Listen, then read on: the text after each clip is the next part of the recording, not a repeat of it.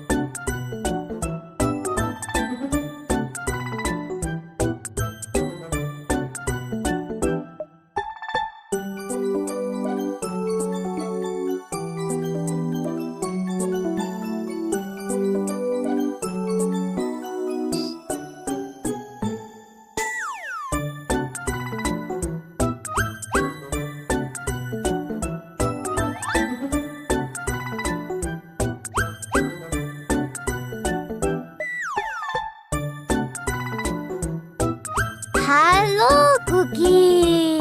Hello, everyone. Cookie, hello! How are we doing? What is it? Happy Sunday, Cookie! Yada! Hello! Yeah! Hold on. Hold on, Cookie. I don't like this gate. I'm turning off the gate, Cookie. Oh my god. Very cool waiting screen. Thank you, Cookie. Hello. Happy Sunday, Cookie. Hello, everyone. I commuted all the way into the office on a Sunday to present some history for you guys. So thank you so much, Cookie. Thank you, Cookie, for joining me. I really appreciate it, Cookie. I got my Diet Coke.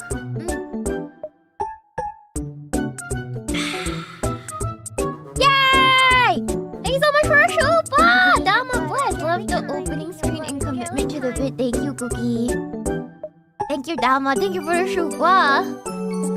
Alright, why be a banana if you're not gonna commit to the bit? That's what I'm saying. Yada!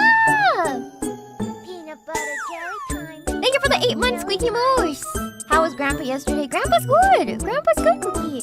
We went out for a family dinner yesterday, Cookie, and we had hot pot. Yum! Alright, let's get started! Thank you for waiting. Thank you so much.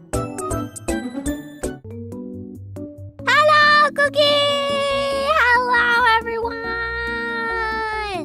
How are you doing? Hello! Hello, Cookie! Thanks so much for the $5 shupa pee pee poo poo. I'm bananas for you, Shiina. Thank you! I'm bananas for you, Cookie. Hello! Hello, guys! Hello! Thank you so much, Harutor, for 9 months. Hi, I am new. You are not new, Harutor. You've been here for a while. Thank you so much for the banana sticker art. Thank you! Thank you so much. Thank you for 8 months, Macaroni King. Thank you so much. Happy Sunday, Cookie. Hello. Hello! Sad. That's not sad bee. That's sad fly. That's sad fruit fly. He's sad fruit fly. Because I'm a banana. He's a sad fruit fly. Yeah, awesome, Cookie. Peanut butter jelly time. Awesome. Peanut butter Hello, jelly guys. Thank you so for the 5 months. Azores, Cookie, thank you so much. Thank you so much. Thank you, Jaster. Thank you for the 19 months. Holy crap, it's in 19 months. Flies by. It really does fly by. Thank you for being a Cookie for over a year. Thank you so much. Peanut butter Yeah, jelly time. that's Peanut butter Robert jelly Downey time. B. That's Robert Downey B, Cookie. Yeah, thank you so much for Peanut the... butter jelly time. Thank you so much Peanut butter for jelly time. for becoming a member, AS. Thank you so much, Cookie. Thank you. Thank you for 18 months as a Peanut butter moderate jelly Cookie. time. Hi, Peanut Nana, butter loving the jelly weekly time. Shiina. Thank you. Thank you. I'm glad you like it. Thank you so much, Cookie. I didn't expect to see a Tropic Thunder joke Peanut here, butter Cookie. jelly time. Really? Peanut butter jelly Really, you time. didn't? I feel like I've been making Tropic Thunder jokes for days. Like, for days. Peanut butter jelly time. For literal Peanut butter jelly days, time. Cookie. You like the thumbnail? Yeah. Peanut butter a- jelly time. a Peanut viewer. butter It jelly was fan time. art. Yes, it was fan art. Very cute fan art. Yes. He's a bee disguised as a bee, Cookie Peanut playing another butter bee. jelly Exactly. time. Peanut butter jelly If you guys haven't watched Tropic Thunder, you guys should watch it. You guys should watch it. I showed it to a friend. She was like, Peanut butter I thought jelly Robert Downey time. Jr. was in this Peanut movie. butter jelly I'm like, time. he was. The entire time, Cookie. He was. The entire time. You didn't notice? That's crazy. That's insanity. Yeah, they were there the entire time, Cookie. It's such a good movie, honestly, Cookie. Yeah. Yeah, you never go full banana. Yeah, I'm the dude playing the dude disguised as another dude. Exactly, exactly. Exactly. People still have a hard time recognizing Tom Cruise. The makeup department was so... They were cooking, for sure. For sure, for Tropic Thunder. Yeah, never go full rebarb. Hello! Thank you so much for the show, Bug. Glintlock, don't fruit flies breed like crazy. Maybe there should be more sad flies. Maybe he's sad for a reason, Glintlock Cookie. Maybe he's sad for a reason. You never thought of that? You hurt his feelings! You hurt his feelings! Hurt his feelings. Say sorry. Say sorry.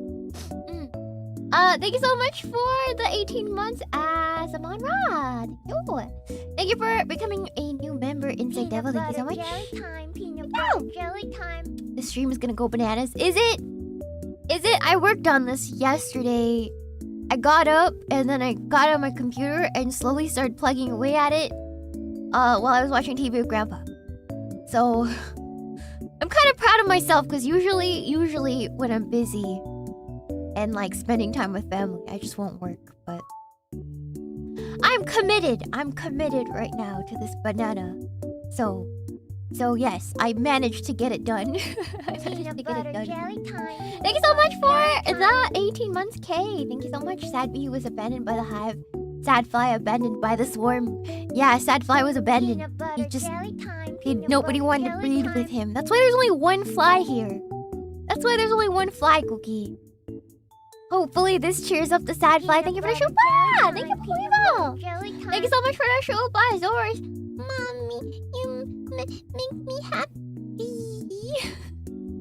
You don't look very happy, little bee.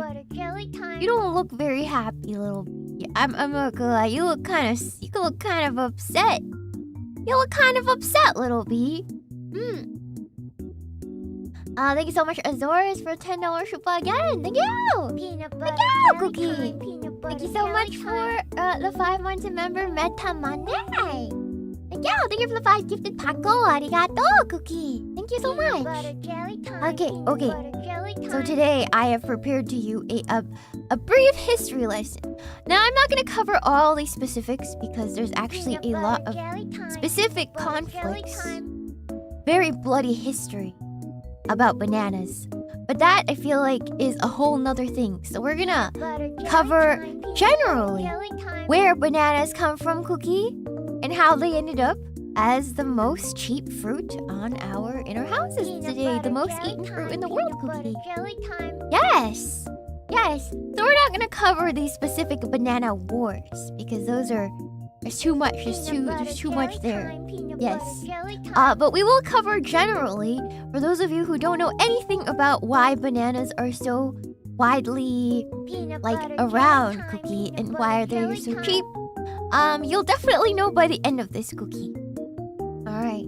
Yeah, many countries have fallen because of bananas. It's actually quite a bloody history. Quite interesting. Yeah. Jelly time. Thanks so much for becoming a new member, JM Rowling. Thank you so much, Cookie. Thanks so much for that show, but Insect Devil. Sad B story keeps getting more tragic. Why do you think he's so sad, Cookie? Why do you think he's so sad? Thank you. Alright. What else did I do? Oh, I'm hanging out with Dizzy later today. So I think she moved back her stream so we can get dinner together, Cookie. Yeah. So I apologize for taking the Dizzler away from you, Cookie.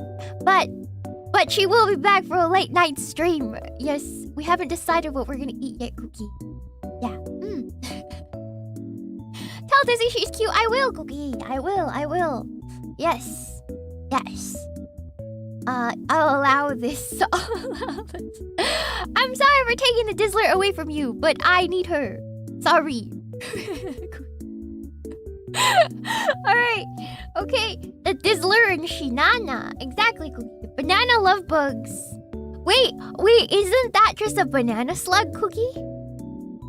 If the love bugs and the cookies and the banana cookies right now, if we made babies, it would be banana slugs. It would be banana slugs, Cookie. Wouldn't it be? I feel like it would be banana slugs. Yes. Dangerous combo, Cookie. Dangerous combo. Alright. What time is it? Oh my god. We've been yapping for a little while. Let me take a drink. My throat really hurts today. I'm taking suggestions as to what to eat for dinner. I don't know what to eat for dinner yet, but I'm taking suggestions, Cookie. Yeah. Okay.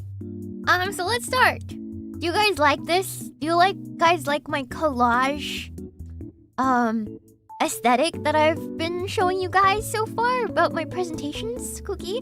I've been treating Canva like how I treat my my journals, Cookie. I've been decorating my PowerPoints and stuff according to how I decorate my journals, Cookie. Yeah.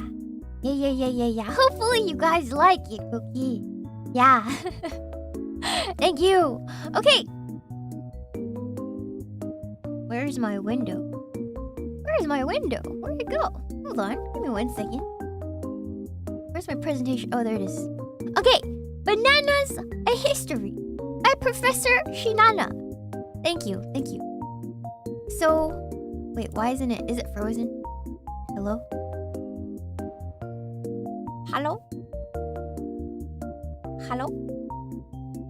Oh no, there's scuff, Cookie! Hold on. Why isn't this... Oh. Like so, okay. What is a banana? Any hands? What is a banana? What is a banana, chat? It is 天下大美女. Just kidding. It is me. I am banana. No, I'm Chinese, Cookie.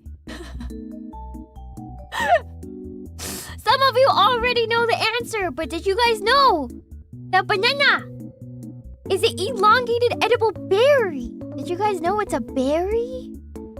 Did you guys know? Did you guys know it's a berry, chat? Wow! It's actually a berry. It's closer related to the strawberry than any other fruit. Isn't that crazy? Did you guys know? Yeah. A banana is actually a type of berry. That's right. Yeah, now you know. Is that why strawberry banana tastes so good? Yeah, it's like It's like blending your cousins together. I don't know how that sounds... That didn't come out right. Forget what I said.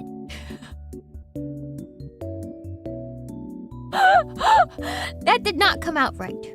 Maybe I shouldn't have said that, Cookie. Maybe I should have said... Out of context. Hey. I'm not in Alabama, okay? Thank you so much for the $2 super. Just a normal human fan. Asian woman! White man! Wow! It's a white man. Say the only people who are people are the people who look and think like you. But if you walk the footsteps of a banana, jelly time, peanut butter, you'll learn jelly things time. you never knew. How high does the banana tree grow? If you cut it down, you will profit so. Have you ever heard the banana on the Phase Connect stream? I don't know. Da da da da da da da da da. Can you sing with all the voices of banana? Jelly time, peanut butter, jelly time. Just kidding. Oh, we got Mulan. Hey, that's the wrong movie, man. That's the wrong movie. Hello, Raiders. Welcome in. Hello, Shirone Konya. Arigato. Thank you for the raid. Yes. Thank you so much for the shupa. Azores. As a southerner, I'm culturally obligated to ask what you meant by blending your cousins together. Like blending a banana and strawberry together. That's what I meant. What do you mean? What did you mean by that? Do you want to explain to the chat? Probably not. Thank you for becoming a new member, Alexander Skull. Thank you so much. Thank you, Cookie. Jelly time. Yeah, and it's from the genus Musa. Cookie. I feel like Musa means something else, but I can't put my finger on it, Cookie. Musa. Yeah, from the genus Musa. It's a berry.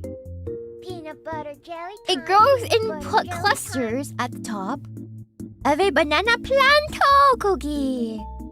It's actually on top of a plant, Cookie. It's actually not a tree, Cookie. You guys know? Banana trees aren't real, Cookie. It's just a really tall plant. It does not qualify as a tree, Cookie. Did you guys know? Did you guys know, Cookie?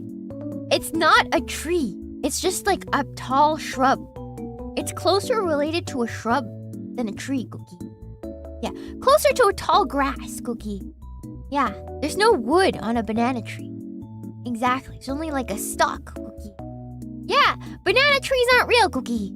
Banana trees aren't real, Cookie. But they are as tall as trees. Yes, it's a large herb, Cookie.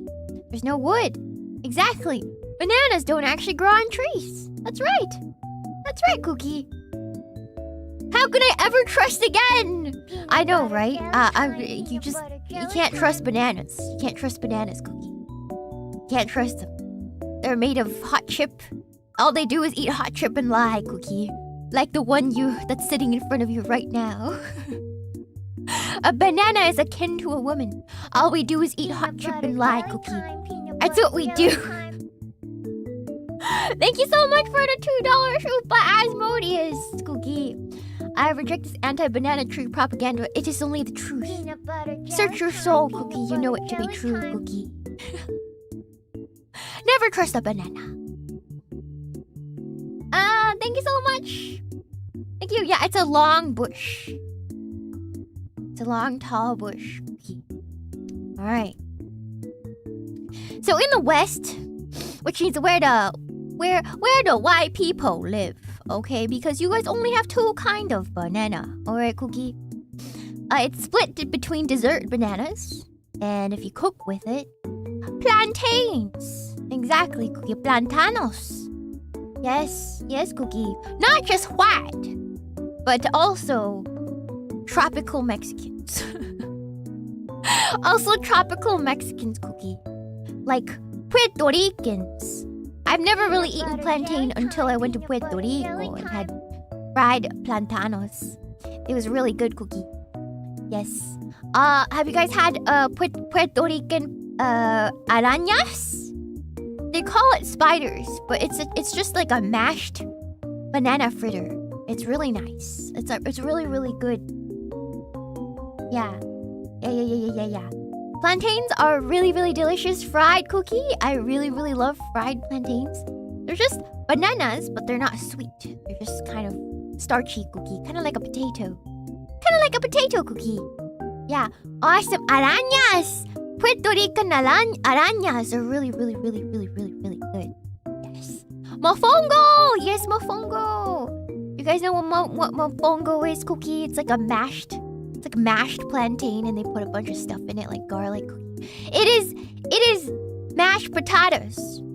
It is mashed potatoes, but like island tropical Mexican version.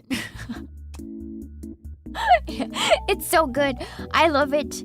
I love having my mofongo and then my what you call it, Cookie? The pork, the fried pork belly, Cookie. What do you call that? There's like a fried pork belly, Cookie. In what is it? Hold on. Fried. Is it tostones? Chicharron! Yes, chicharron. Yes, but it's not like the Mexican chicharron. It's like the whole pork belly.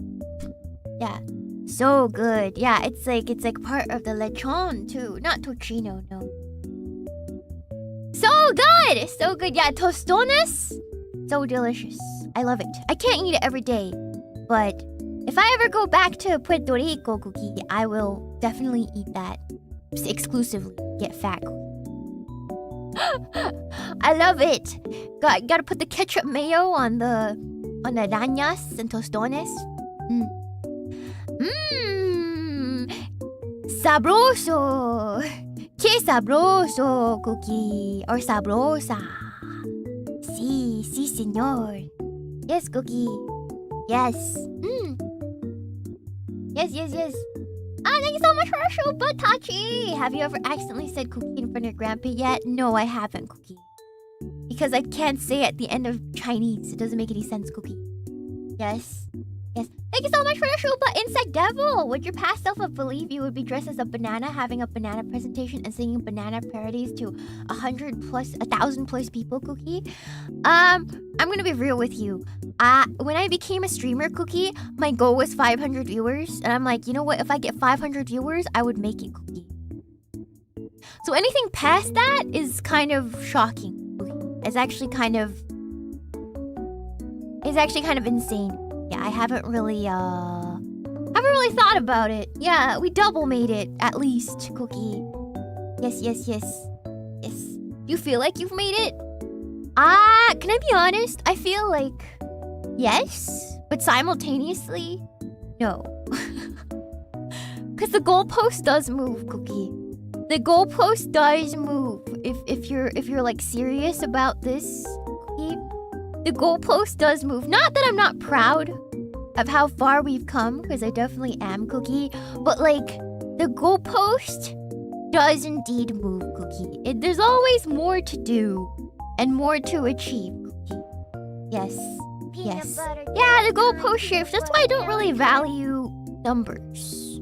Like, it matters, but it doesn't matter as much as like my creative growth and fun stuff I want to do on stream. If that makes sense? Because like, that goalpost always moves.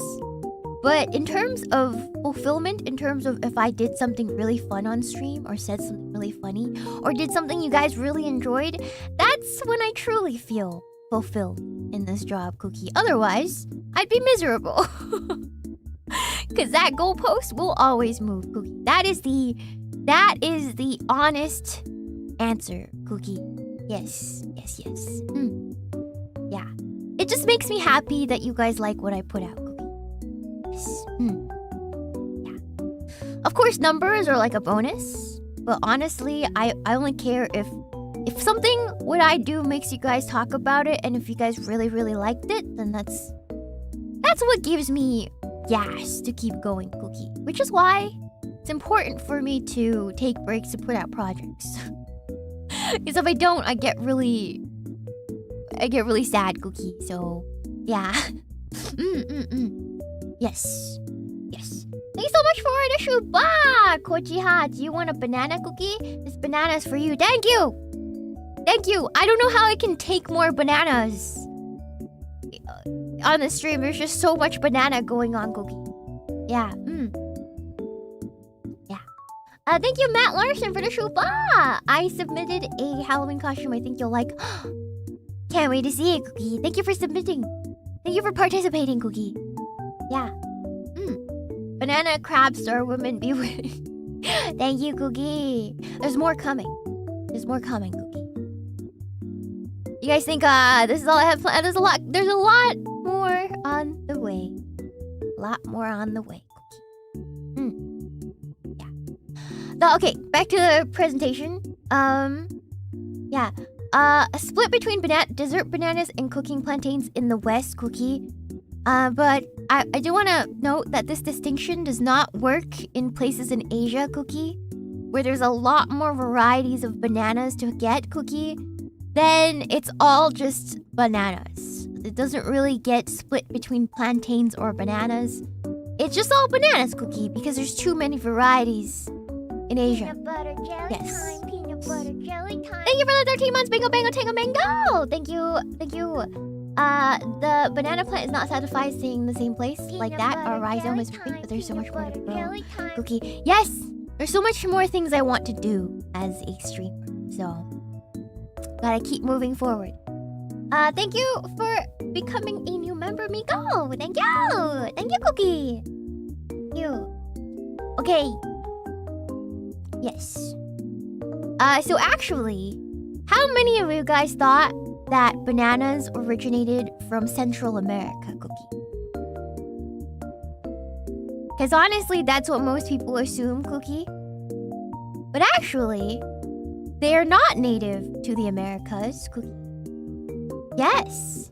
They are actually from tropical Indo-Malaya and Australia, Cookie, in a certain part of the world, which I'll show you guys.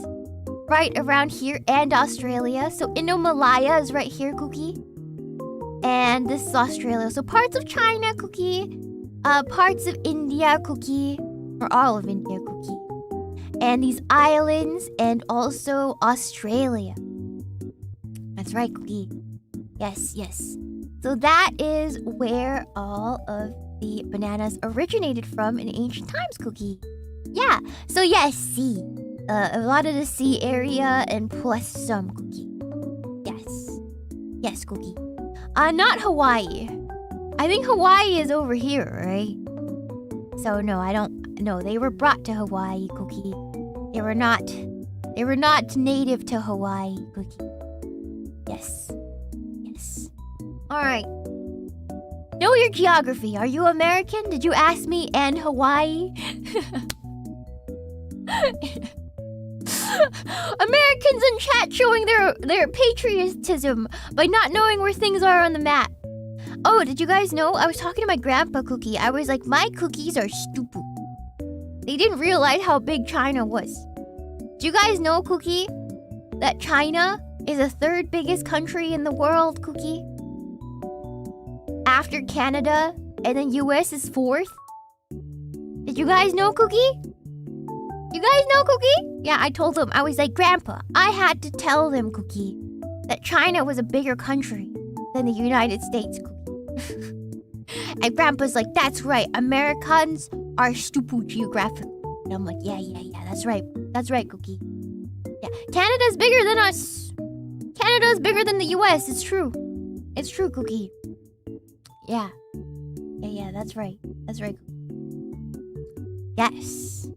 Yeah, Russia's the biggest. And then it's like Canada, I do believe, Cookie. And then it's China. And then it's America, Cookie. Yes. Yes, Cookie. Then I don't know what it is after that. After that, Cookie. Yes. Even with Alaska, Cookie, Canada is bigger. Yes. Yes. All right. All right. All right, let's keep moving.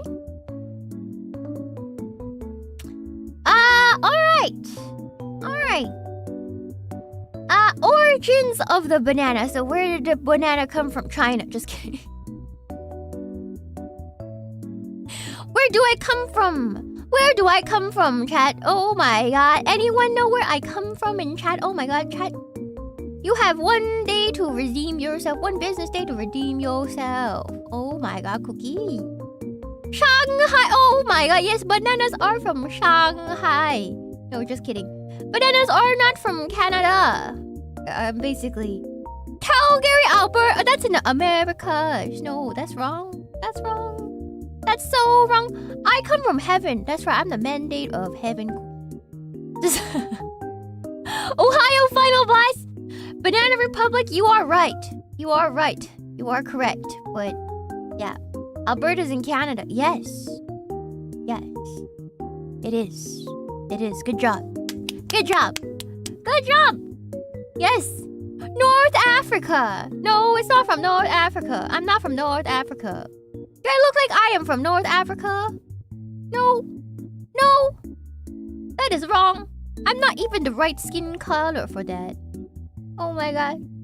Oh my god. Wait. She has the mandate of heaven. That means she gets to rule China. Exactly. Exactly. I am Huangji Shangjiao. Yes. Yes. Yes, Cookie. I'm not from Indonesia. No. No, I'm not, Cookie. I'm from Banana Land. Okay. Bananas. Look at these terrible... Look at these bananas. What the hell is wrong with those bananas? Oh my god. What the hell is wrong with these bananas, Cookie? What the hell is that? Ew! Diseased. Just kidding. The original bananas in the wild were seeded with less fruit and they were tougher. Yes. Yes. It looks like boba, right? It looks like boba. But that's the actual wild bananas. Wild bananas in the wild have seeds in them in order to reproduce. That's right. That's right, Cookie. They still exist today. By the way, Cookie, that's why these pictures are in full color. There are wild bananas that have seeds in them, Cookie. Yes. Yes. They're not exactly inferior because that they're able to have seeds, Cookie. They have a wider range of genetic variety, Cookie. More genetically diverse, which is always a good thing for living beings, Cookie. You'll see why that is important later. Just keep that in mind about science, Cookie. About biodiversity and genetic diversity, Cookie. Yes. Yes. Hybridization created the seedless bananas, Cookie, that we eat and know today. But this happened a long time ago, Cookie. This actually happened quite a long time ago, Cookie. Alright? Alright? So, the best and most edible hybrids in ancient times, Cookie, were spread by the migration of a indigenous people called the Austronesians, Cookie. Yes. Kind of related to the Polynesians, Cookie. But it's very similar. They traveled by boats and stuff. So they were already back then. Before the start of known written history, Cookie, they were already hybridizing the bananas because they were yummy and useful. And the best and most edible of those seedless hybrids were spread by the migration of the Austronesians. Yes! The boat people! Yes, the boat people! The boat islanders. That's right, Cookie. Yes. Thank you so much for the shupa! Thank you! Thank you, Potato Radio, Cookie. In Hawaiian tradition, native Maya banana varieties are linked to the Meneyune, a legendary forest-dwelling people known for their industrious construction projects, Cookie. I see. Thank you so much for the 23 months of member. Tamal thumbs, Cookie. Long live Emperor Zhongxina. Zhongshangjiao. Thank you so much. Thank you. Yes. So yeah, they went by boat and spread this. This is before. This is like in ancient times, right? Yeah. So there were a large, diverse group of people that have settled in places such as Taiwan, Sea, Southeast Asia, New Guinea, Micronesia, Island Melanesia, Polynesia, and Madagascar. So it's like a lot of those little islands, those tropical islands in Asia, Cookie. Yes, and Australia. So very interesting, Cookie. Very interesting. Yeah, before the Europeans even found out that China was a thing, you know. Yeah. Yes.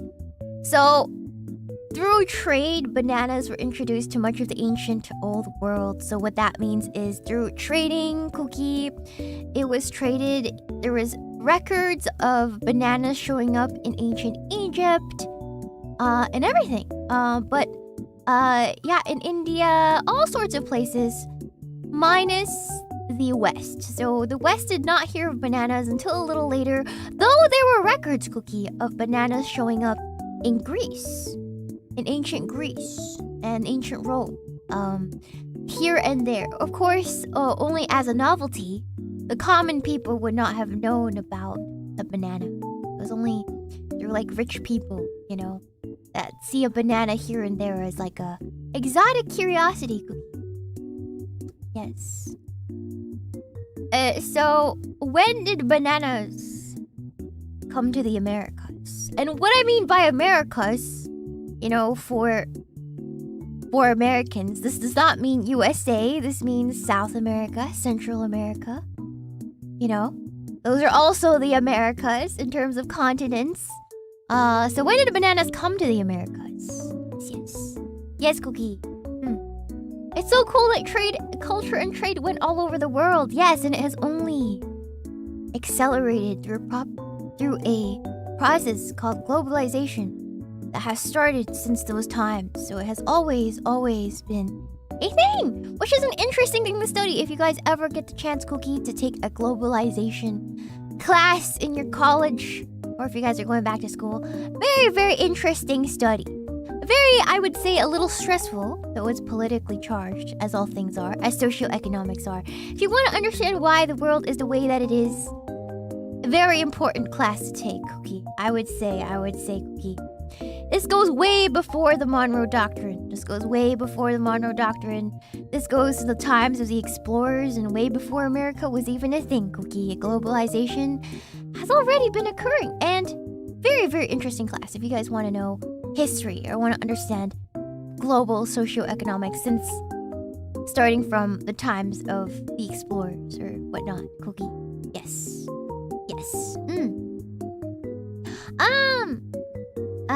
Thank you so much for all the support, guys. Thank you for all the supers. I'm sorry if I miss any, okay, Cookie? Yeah, yep. You have a degree in history? It's fun? Okay, I'm with my people because obviously when I talk to people, they hate history class. But I loved history class. I love hearing about the stories and like looking at it. Just it's like human lore, you know? I think it's very interesting. Yes, Cookie. I love socioeconomics. I really do love that too, but it is quite a... I don't think the internet can handle those conversations, which is a shame because I feel like it's a very, very cool thing to study. You know, people don't like to just sit down and listen and learn. They have to relate it to the current events, which is not really the point you should be doing. Like, you get to do that on your own time, but learning about it is very, very fun. And then you can kind of come to your own conclusions. Yes. Yes. But because the internet is so charged these days, it's hard to enjoy those kind of topics without it going south. Yes, Cookie. Yeah. Oh, thank you so much for the sub, Canny. Thank you so much, Canny boy. I really appreciate it, Cookie. Yes. All right. So all the way back in 1516, Catholic missionary, this is a Spanish missionary, Cookie, named Tomas de Berlanga, transported and planted banana stems on a Caribbean island in Hispaniola. Do you guys know where Hispaniola is? Do you guys know? Who knows where Hispaniola is? Do, do, do, do, do, do, do, do, do, do. Yes, it's near Cuba. Yes, you're right. Okay, so it's between the Dominican Republic and Haiti. That's right. On the same island, there's one island, Cookie. And on that island, on one side is Dominican Republic, on the other is Haiti, and in the middle is Hispaniola, Cookie. Yay! Very smart! Well, I'm surprised some of you even knew it. Yes. Yes. So it's in the middle. It's in the middle. Spanish occupied, correct. Yes. Knowledge is half the battle. It really is. Some of us are pirates. Are you? You get internet out in the seas like that, Cookie? That's crazy. Yeah. Yeah. Where Columbus actually landed. Yes. It's where Columbus actually landed. That's right. Haiti was French occupied, correct? Yes. You guys know a lot. Wow, we got history buffs in here. I feel like there's more of you now that Cleo's here. Now that Cleo is at FaZe, there's more history buffs out here. Then it spread very successfully through the Americas. And as in Americas, I mean the more tropical areas of the Americas, not North America, obviously. It spread so well through the Central and South Americas that early botanists thought that the fruit actually originated from the Americas. And I believe that belief still persists till this day. A lot of people still think that bananas are from Central and Southern America. They are not. They have been brought here through, exploration and the spread. They've been supplanted here. Yes, Cookie. It's well adapted to the tropics, so it's no doubt that they started doing very well. They became quite a big staple of a lot of cultures during that time because they're so yummy and it's a great staple food, Cookie. So actually, bananas are Asian. They're actually Asian. More Asian than anything, Cookie. Yes. So let's learn about the banana plant a little bit now, okay? Okay, Cookie, let's learn about the banana plant a little bit, Cookie. Again, it's from the genus Musa. Okay, you guys know I'm not going to teach the scientific classification of plants, but it's from the genus Musa, and in that genus, there's 83 known species within the genus with a lot of hybridization, which is usually what we're eating, Cookie. Yes.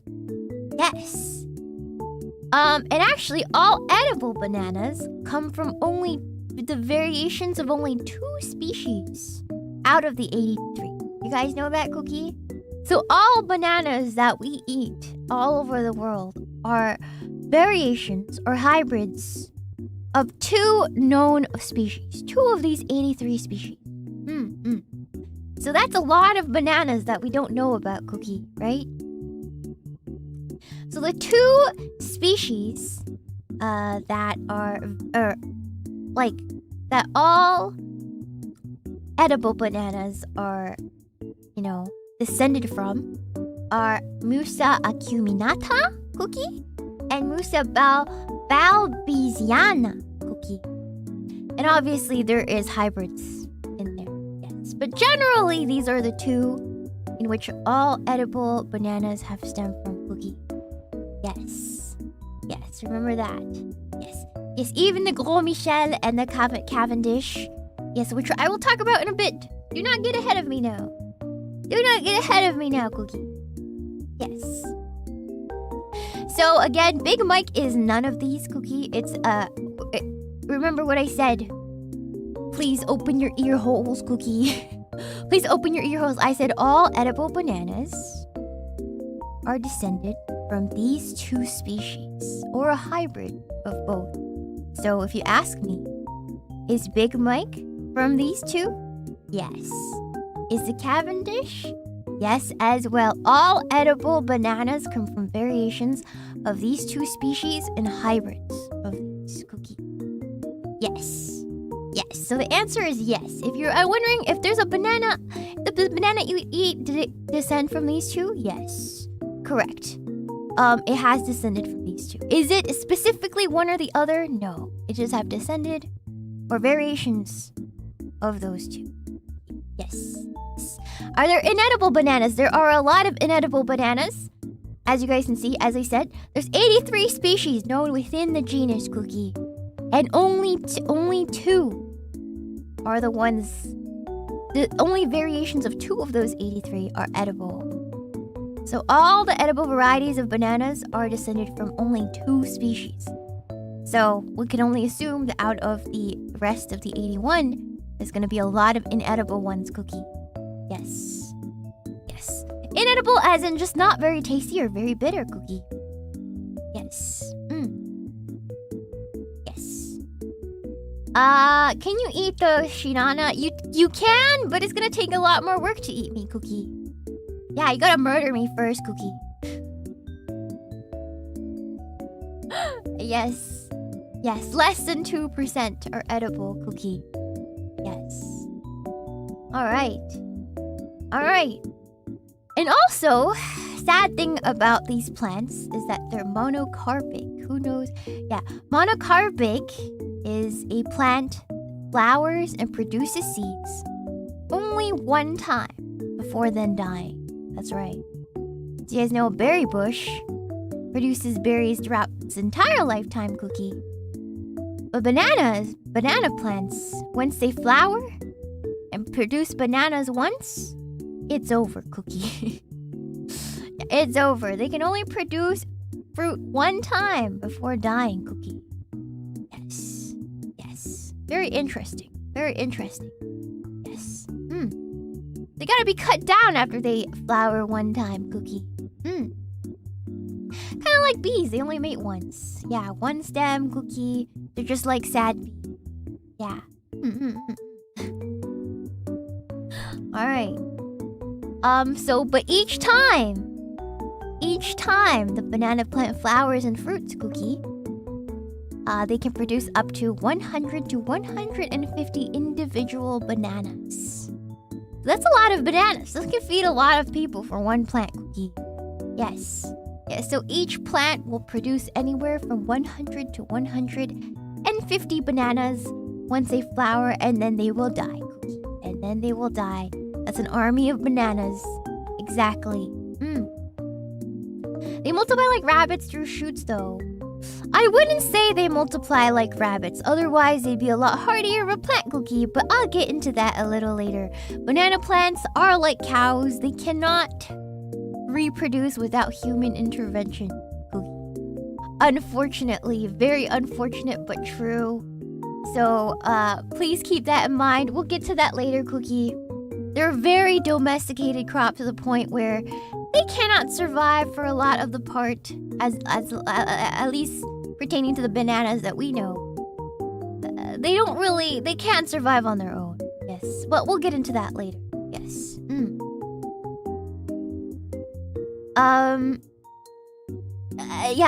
We're getting into it now. Because edible banana varieties are seedless, it requires humans to intervene and replant the suckers, which are the shoots. They're the shoots that come from the base of the plant. Remember, they've been bred to be seedless. So in order to reproduce, you need to chop off and replant the shoots that grow from the base of the main plant. So without humans doing that manually, these banana plants cannot reproduce, Cookie. It also means that these plants are all clones of each other, Cookie. Each banana plant is a clone of each other, Cookie. Since it is asexually reproducing, it's the same DNA that is being replicated through these suckers because they don't involve a mate or another plant, Cookie. Which, obviously, with that sort of lack of genetic diversity, you guys can kind of feel like the problems that would arise, right, Cookie? Yeah, bottleneck genetics, Cookie. Yes.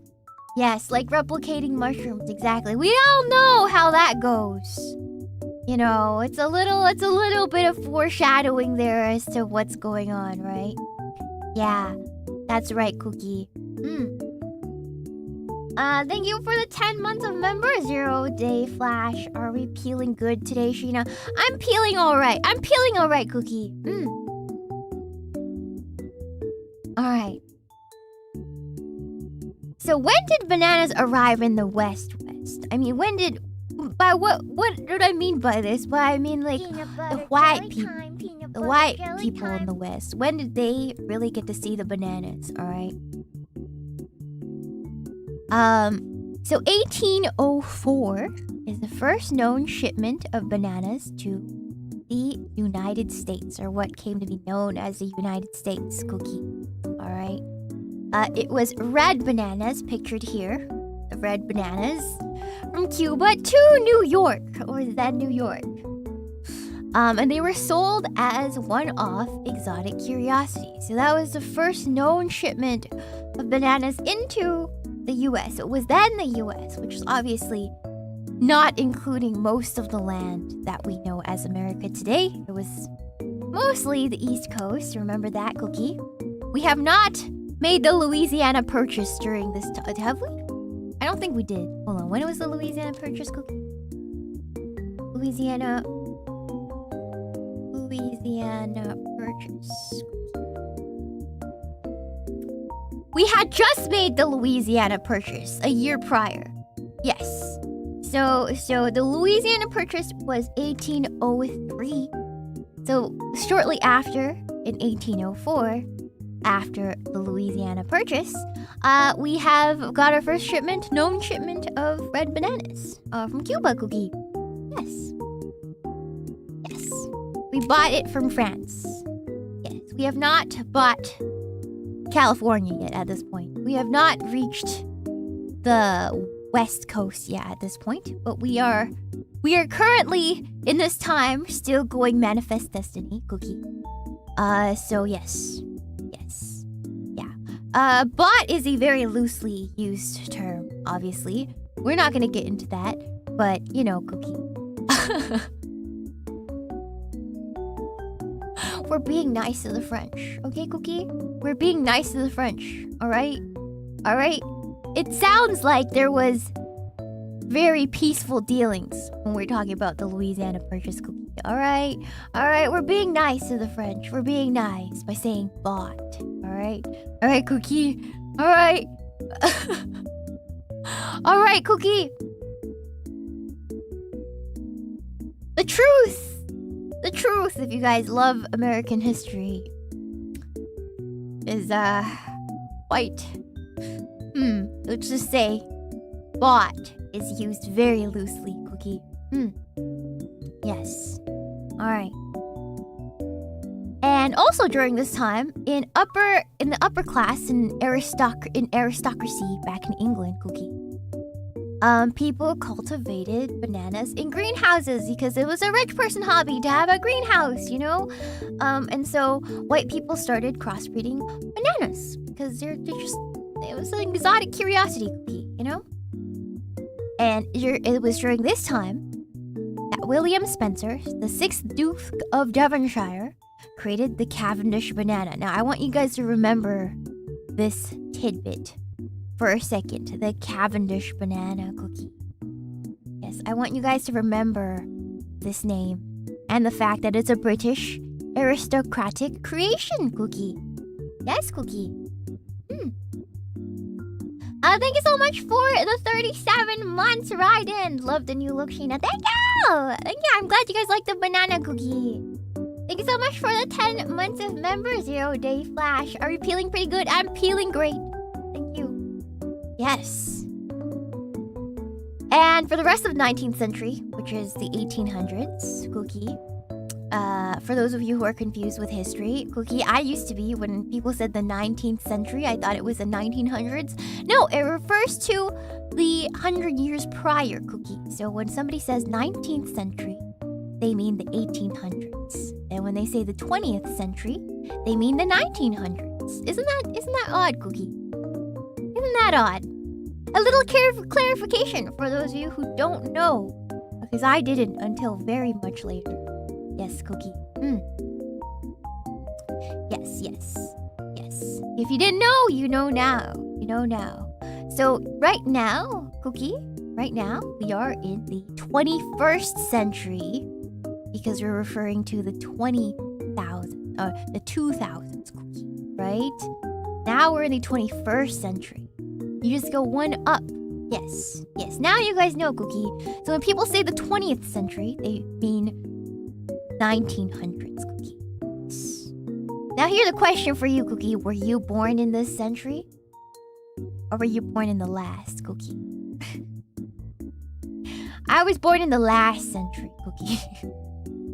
But I'm meeting more and more people laughing at my driver's license, Cookie, because I was not born of this century, Cookie.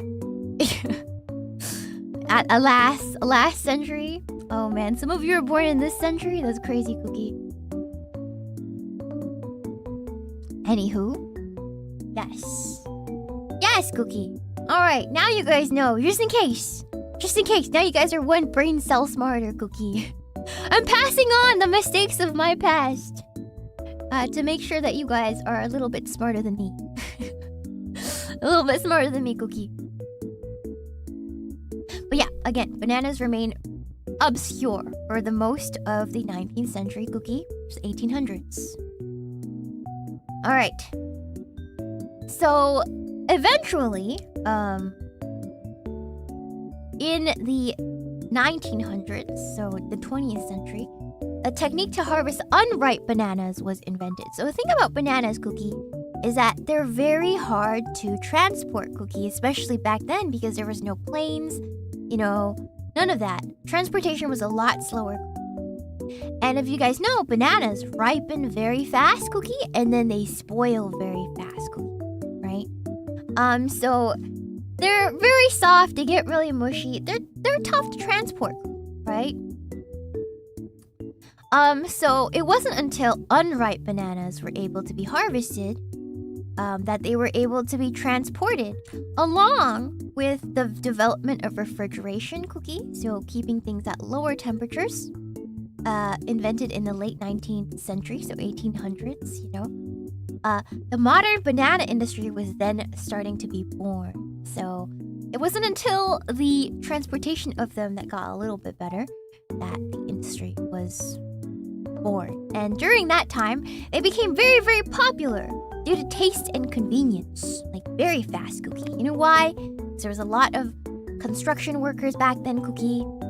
And it's very convenient. There's a peel, you know, easily transportable to take into work. They won't get dirty. They won't get dirty when you bring it with you. You know what I mean? And it's like, it's so convenient. You know, when you grab it, you peel it. It doesn't get dirty. And you just eat it like that. It's very appealing, Cookie, you know? So back then, it was just so convenient, Cookie. Yes, yes. The ultimate fruit. The ultimate all-in-one, you know, Cookie? And they're very sweet and tasty, you know? Yeah. So, now we're gonna get into the more interesting stuff. So with industry, Cookie, and, you know, obviously, there was less regulation back then. I don't believe the regulations for companies, like the FCC, has not been developed really well during this time, you know. Yes. So, yeah. So it's very easy for monopolies to occur during that time. And then, as you guys know, bananas are definitely one of those very, very, very big monopolies that still continue to this day. Its legacy still continues, Cookie. Right? So, the industry was dominated by the United Fruit Company. And look at its logo, guys, Cookie. It might as well be my logo, Cookie. Banana with a shotgun, fight until the war's won. Da-da-da-da, heaven won't take me back. It might as well be my logo, Cookie. It's a message right there, Cookie. Totally not evil, by the way. Yeah. 10 out of 10, yes. She's gotten a image replacement because today She is known as Chiquita! That's right, Cookie! Wow! Do you guys know?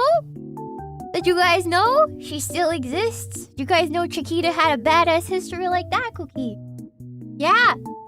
Chiquita, it still exists today. It's one and the same. The bananas that we mostly eat today are synonymous, basically, with bananas. Cookie is from the United Fruit Company. Chiquita. They're still much as a lead. They're still in the lead in terms of their banana empire. And it's kind of hard for them not to be in the lead. We'll learn a little bit about why. Yes. Yes, yes. They still haven't canceled her yet. That's true, Cookie. That's true. What would get canceled faster today, Cookie? The shotgun or the Chiquita lady?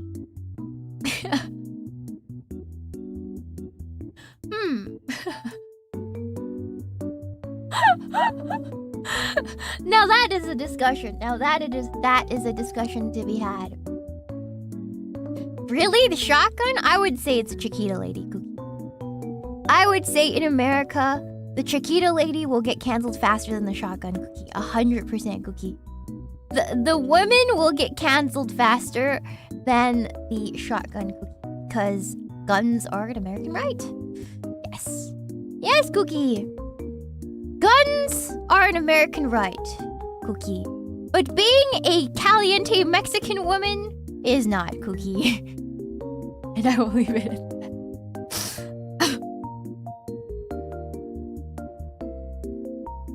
Take with that as you will, Cookie.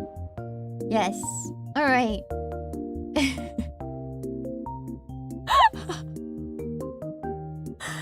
Thank you so much for the 5 months of member power incarnate, Cookie. Shinana, can you teach me how to peel my banana properly? That sounds really suspicious. I think you're gonna ask your dad for that, Cookie. Yes. Alright.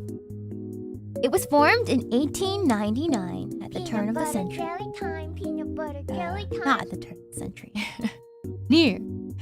After a merging of smaller companies, Cookie. So they all merged together into one company, Chiquita, United Fruit Company. And then because of that, the banana industry became a central part of the economy in Central America, Cookie. Yes. Yes. So central, in fact, that the banana industry became the country's largest employers and landowners. And because of that, in places like Guatemala and Honduras, these corporations had large influence on socio-economics and politics. And by large, I mean in charge. It was like banana cartel level. Like they basically ruled the country. It was ruled by Chiquita, Cookie. Yes. Yes. And on multiple occasions, they maintained control over their own interests and the banana industry, Cookie, by overthrowing governments. So the whole gamut, there was a lot of bloody wars, and those places became known as banana republics. Now, I think this might be surprising to some of you guys, Cookie, because Banana Republic, as most women know it, is a clothing brand, Cookie, which makes me question, Cookie, as to why Banana Republic, the clothing brand, is called Banana Republic. What does that mean, Cookie? Were women always evil? Were women always evil, Cookie? That's crazy. Man, you know, that's crazy. Yeah, it seems like a bad look. Crazy that nobody canceled them for that, Cookie. Very questionable. And before Banana Republic became known as the corporate look it is today, it had jungle theming. The clothing brand in the mall, it's very clean cut and corporate looking now. But back in the day, they used to have jungle theming, Cookie. Yes. So it makes you wonder. And here I have a caricature of what one of these Banana Republics is. All right, this is a caricature. You see here. It's a derogatory term used to describe a small nation especially in Central America, dependent on one crop or the influx of foreign capital. Often it is politically unstable and often ruled by a corrupt authoritarian elite or foreign companies. And the modern usage has expanded to include any corrupt, unstable, and underdeveloped country. That's right, Cookie. Yes. Which is kind of, if you think about it, now I'm not going to get too political about this, Cookie, but oftentimes the quote-unquote banana republics are being made of as banana republic, are being made fun of as banana republics. But if you catch my drift right now, Cookie, that they're often being made banana republics due to American corporate interests. That's right, Cookie. So we're making fun of them for a problem that we have caused through our capitalism. And that's not to say I'm against capitalism or for capitalism. It's just a unfortunate result of our business interest, Cookie. Take with that as you will. I want to be clear that I'm not putting any ideas or points of views politically or opinions out there. This is just fact. This is just fact that, it was just unchecked capitalism. Now, you can have your opinions whether or not this is a good or bad thing, but do keep in mind that we use this derogatory term to describe these places for a problem that American corporations have created, Cookie. Right. All right. Yes. I want to cover my bases here because it is the internet, Cookie. Yes. Yeah. Thank you so much for the dono. Thank you, Max Seal. Yo, teach how much is this going to be on the midterms? There are no midterms. I grade very easy, Cookie. Glowies love bananas. Yes. The banana history is filled with, like, glowy history, Cookie. If you guys ever wondered why that part of the Americas is so rife with strife, Cookie, a lot of it has to do with American involvement and our interest, Cookie. If you guys ever studied what happened in Cuba during the Cuban Missile Crisis, and therefore, very interesting time as well. Very, very interesting time. It's to protect American interests, and as a result, there's a lot of strife. And that will be a story that is echoed in many parts of the world with political unrest. Yes. Love to destabilize. Exactly. Yeah, very interesting history. I think a lot of people haven't studied it quite enough, Cookie. Yes. It's a very, very interesting time in history, Cookie. During like the Cold War era stuff like that. Good times, 60s, 70s. Very wild stuff, Cookie. Yes. Monroe Doctrine. Yes, that's during that time. Exactly, Cookie. Yes. So again, very interesting. I don't want to do a presentation. I think Cleo will be better suited for Cold War history, Cookie. I don't want to get into that simply because I don't think I have the smarts or the ability, the social smarts to navigate those conversations without accidentally getting myself canceled. That's right, Cookie. Cleo is a former history professor and not American, so probably a lot more, how do you say, Cookie? She's had a not American education, which I feel like will look at it more objectively than the history that I've learned personally, Cookie. Yes. Thank you so much. Thank you so much for the sub, shitpost detector, Cookie. Thank you so much. Yeah, I'm way more unbiased than the history that I've learned. I think it's important to note, too, that I got an American education, and therefore my history that I've learned is very biased towards America and Americans and American interests. Yes. Let's see. All right. Banana republics. Let's talk about that a little bit. So, oh wait, we already went through this. Okay. Bananas in danger. That's right, there's danger in bananas. That may depend on the school districts. I'm speaking very broadly. I think all American history, if you've learned in America in general, is very, very generally America POV. Especially if you went to public school, it doesn't matter which school district you're in. Generally, if you're in public school, there is a publicly, you get almost the same history education throughout, Cookie, and most of you, I'm betting, went to public school.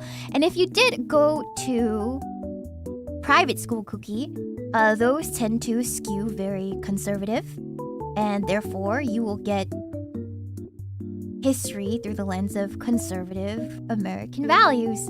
So generally, if you're in America and you learn American history all through grade school, it was very America-centric. So I wouldn't say there's much variance between school districts, though there is some. I don't want to discount and say you're wrong, Cookie. I'm not actualing you, but I am giving you a way more broad point of view. I'm looking at it from a very broad point of view, Cookie.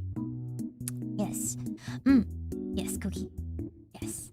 And in college, you tend to get it depends on which professor you got. So whether if your professor is more objectively just teaching history as is, or if they're a professor that is more politically inclined, then your college education for history will also be skewed by the person teaching it, Cookie, which is, in my experience, very much the case, Cookie. Yes. Which also is not a bad thing, because you get more perspectives, but it requires a certain amount of critical thinking, Cookie, which I'm afraid they're not teaching very well in school these days. I feel like kids are cooked these days, Cookie. Yes. Yes. Yes. I think it's important to get different points of view, but I just think it's also important to have critical thinking skills, Cookie, which unfortunately is not the case, Cookie. So I think kids these days are cooked, but that's just me, Cookie. That's just me, Cookie. Yes, yes, yes. Yeah. Yeah.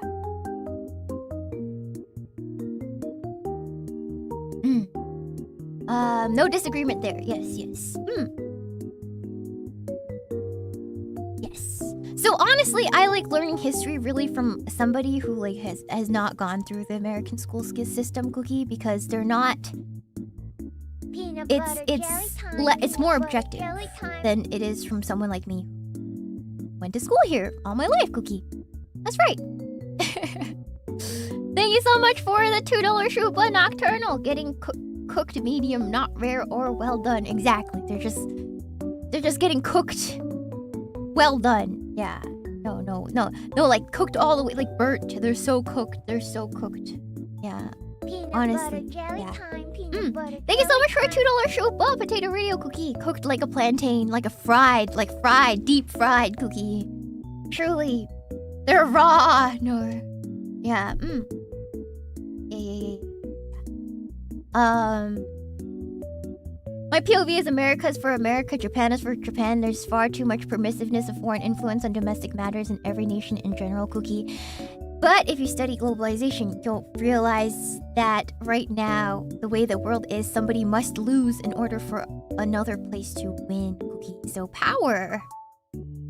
International power is also dependent on foreign involvement. I think that is interesting to study, and I think too many people in America study it. I feel like it's very important to know. Yeah. Yeah.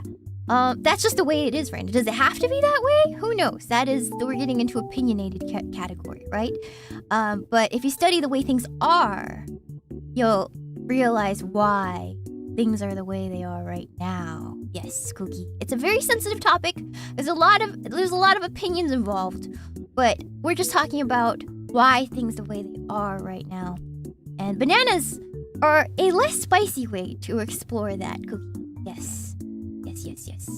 There's nothing to disagree with here. It's just the way things are right now.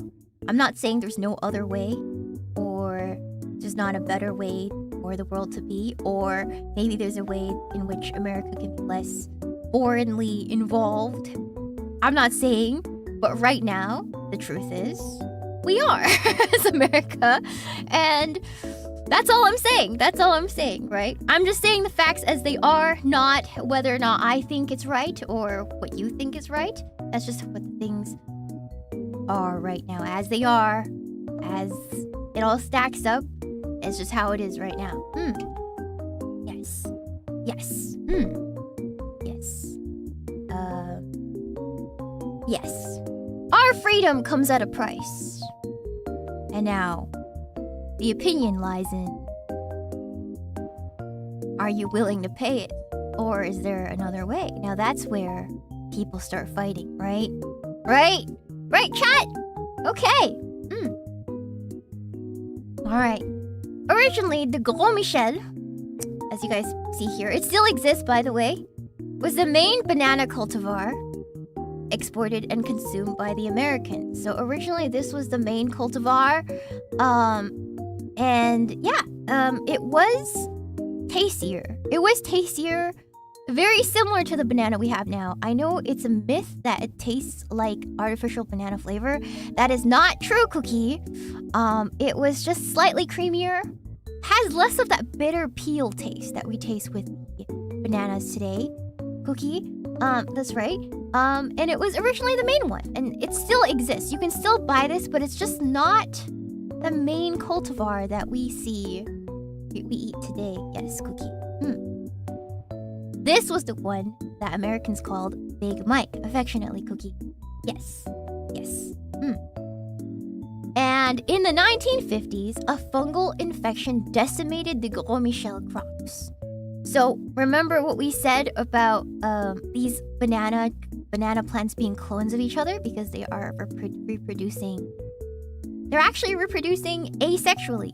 So they're not introducing new genetic material into the gene pool. It's all the same. They're all clones, Cookie. So which means usually with a population of any living organism, right, including plants, mammals or whatever, there is genetic variation. So when disease comes through and wipes out a population, there will be a certain population that is resistant to said pathogen, right, Cookie? But unfortunately, because of the lack of genetic variance within these bananas, if one banana gets a disease, all of them are going to get the disease. It doesn't have any way to evolve outside of, evolve a way to combat this fungus, right, Cookie? Yes. Yes, as I said.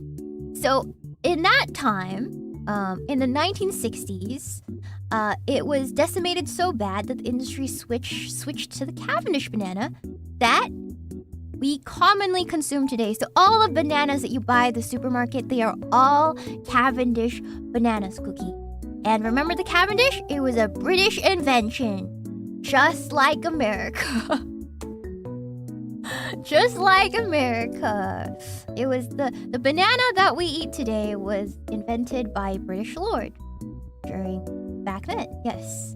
Just like America. Everything comes from Britain. Like history repeats itself, Cookie. Yes.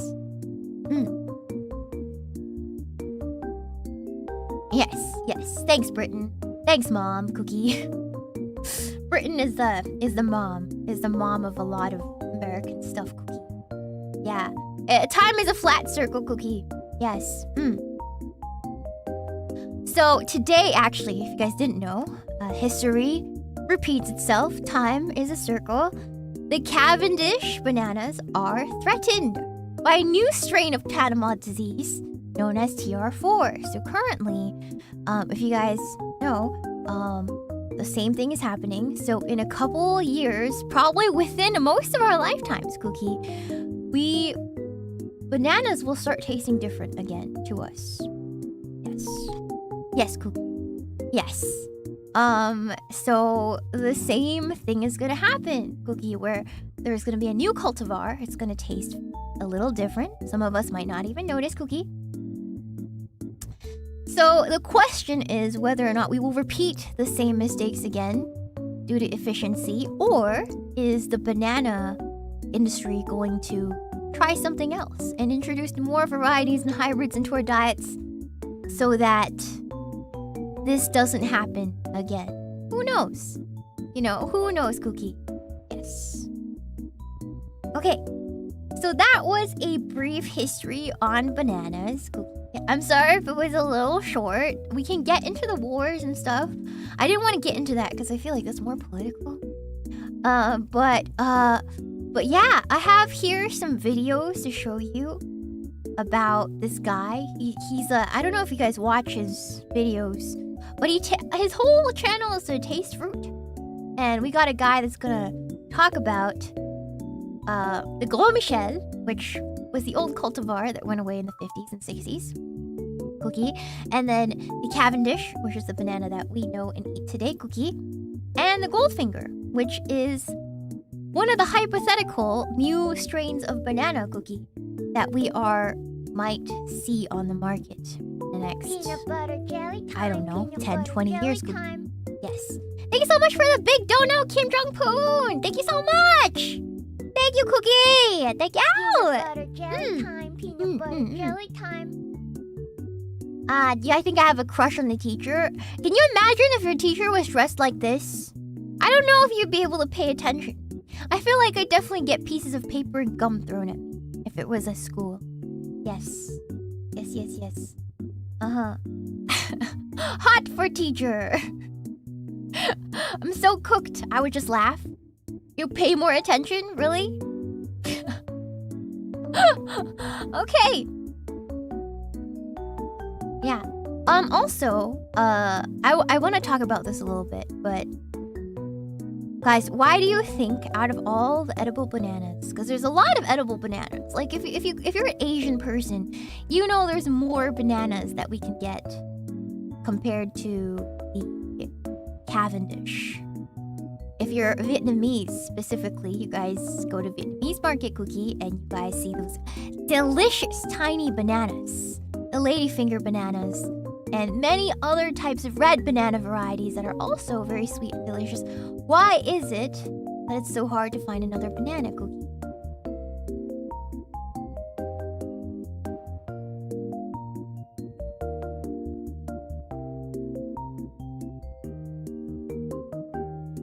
I think it's because I trust it the most. No. Is it fragile? No, not exactly. Yes and no, Cookie. Money? No, that's not actually because of money, Cookie. Hard to cultivate? Not at all, Cookie. Not at all. They're very delicate? Not all of them, Cookie. Yes and no, Cookie. The reason being, Cookie, it's not an economy, it's not any of that. It's something much more stupid and simple, Cookie. In the West, people buy a lot of vegetables, or consumers that choose according to their eyes, Cookie, and what's familiar, Cookie, which is very uniquely a Western thing. So what I mean by that, Cookie, is if a banana looks like the wrong color, if it browns too fast, even though it's gonna taste just as good, Cookie, if the color is off, if the shape of it is a little off than what we know as the banana, right, Cookie, then it won't be as profitable. Now, Chiquita has made it their life's mission, Cookie, to market the banana, Cookie, as a thing that looks like the banana we know and see today. And Americans, Cookie, are not as flexible to accept that a banana can look any other way. Yes. So it's because of how it looks. It's because of how it looks and the familiarness of how it tastes. Are there better banana varieties out there? Absolutely, Cookie. There are way better tasting bananas out there, Cookie, that are also marketable, Cookie. But unfortunately, not marketable to the West, because we expect a banana to look a certain way, Cookie. Right. So right now, they're trying to find a banana cultivar that tastes as close to the Cavendish as possible and looks like the Cavendish, because that is what people expect. So it's more of a stupid marketing reason more than any other real practical reason, Cookie. Yes. Yes. We are eating an inferior banana because we are vain, Cookie.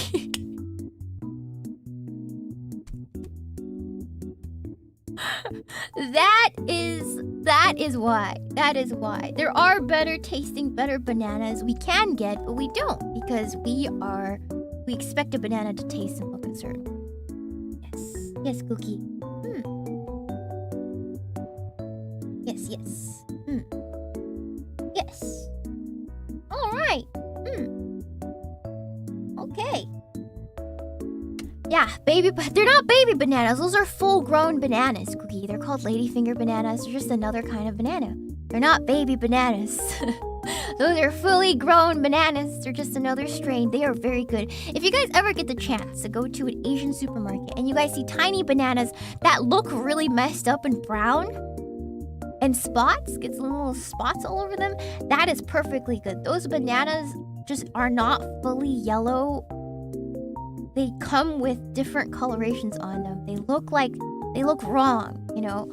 But if you guys see them, I would definitely say give it a try. Because you have never tasted a good banana before. Those are so good. Yes. Yes. Yes, absolutely. So, if you guys see a mysterious looking banana in the Asian supermarket, it's probably better than the banana you love and know, Cookie. Alright.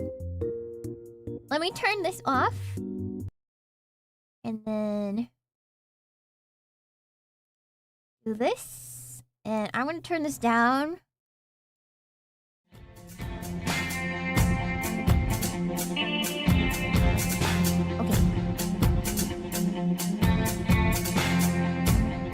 This is the Gros Michel banana, the banana variety that was most commonly available throughout the US and many other countries up until the 1950s. In the 1950s, a disease known as Panama disease basically wiped out the majority of the Gros Michel crop, and this was replaced by a Panama disease resistant banana, the Cavendish.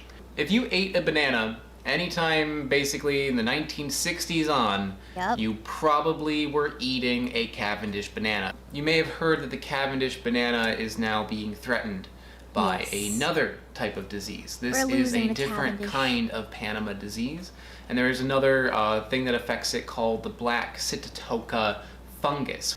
So it's likely that in the future there is going to be a new banana that we eat.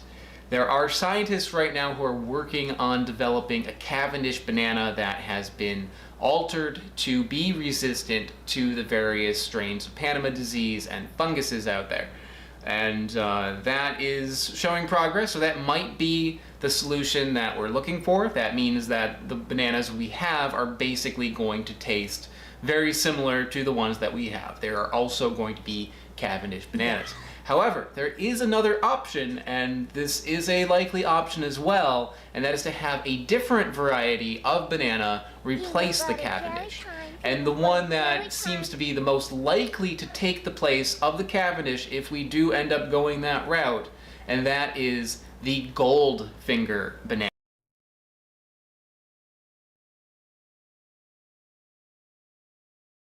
Thank you for the show, Bob! Just a normal human fan. Asians are known to have small bananas. Have you seen a lot of them? People say that, but how do you know it's true? Did you... How do you know it's true, though? How do you know it's true, though? Very suspicious. Very suspicious. How do you know it's true, though? Have you seen a lot of, small Asian bananas? Kind of fruity of you, Cookie. Thank you so much for the show. Bye, Haliatus. Waiter, more bottlenecked and homogeneous species, please. Hope not, Cookie. Hope not, Cookie. The Goldfinger banana has a similar taste to the Cavendish, however, so it is fat. resistant to the girth on that Goldfinger. What the hell? Several forms of Panama disease, including the one that is threatening the Cavendish. What the hell, Cookie? It is also resistant to the backseating fungus. It is also more resistant to pests, to cold, and to wind.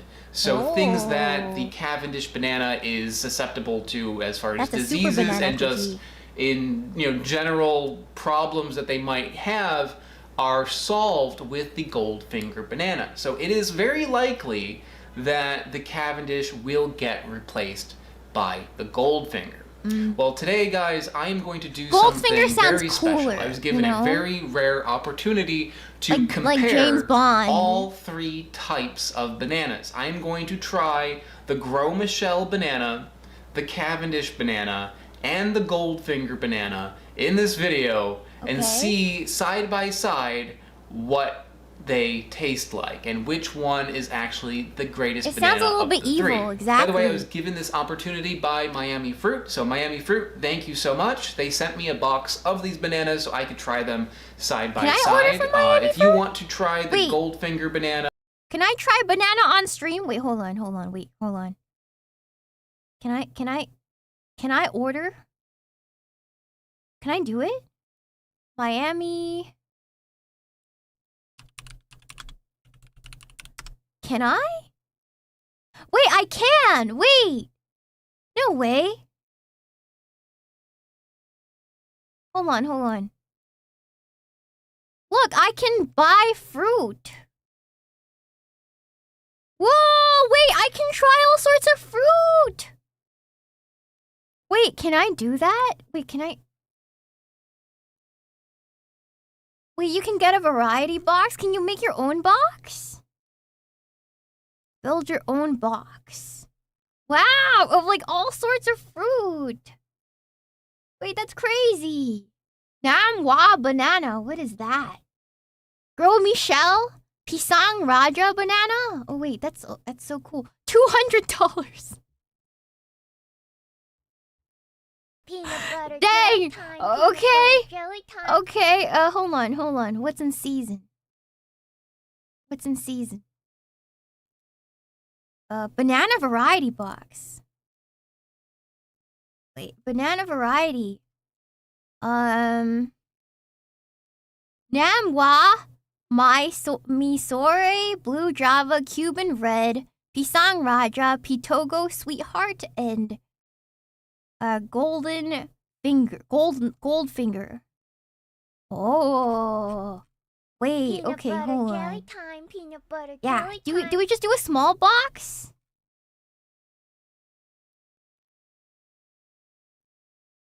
Peanut Should we do a butter small jelly box? Time, peanut butter jelly time. Or should we get like a big one? Probably small, it's just me. They recommend large? Of course they would, because they make more money off of me. Okay, hold on. Let me order more banana. Hold on. Let me do this. Okay, I will order the banana. Peanut butter jelly time. So we can have peanut banana butter tasting. Jelly time. Okay. One time.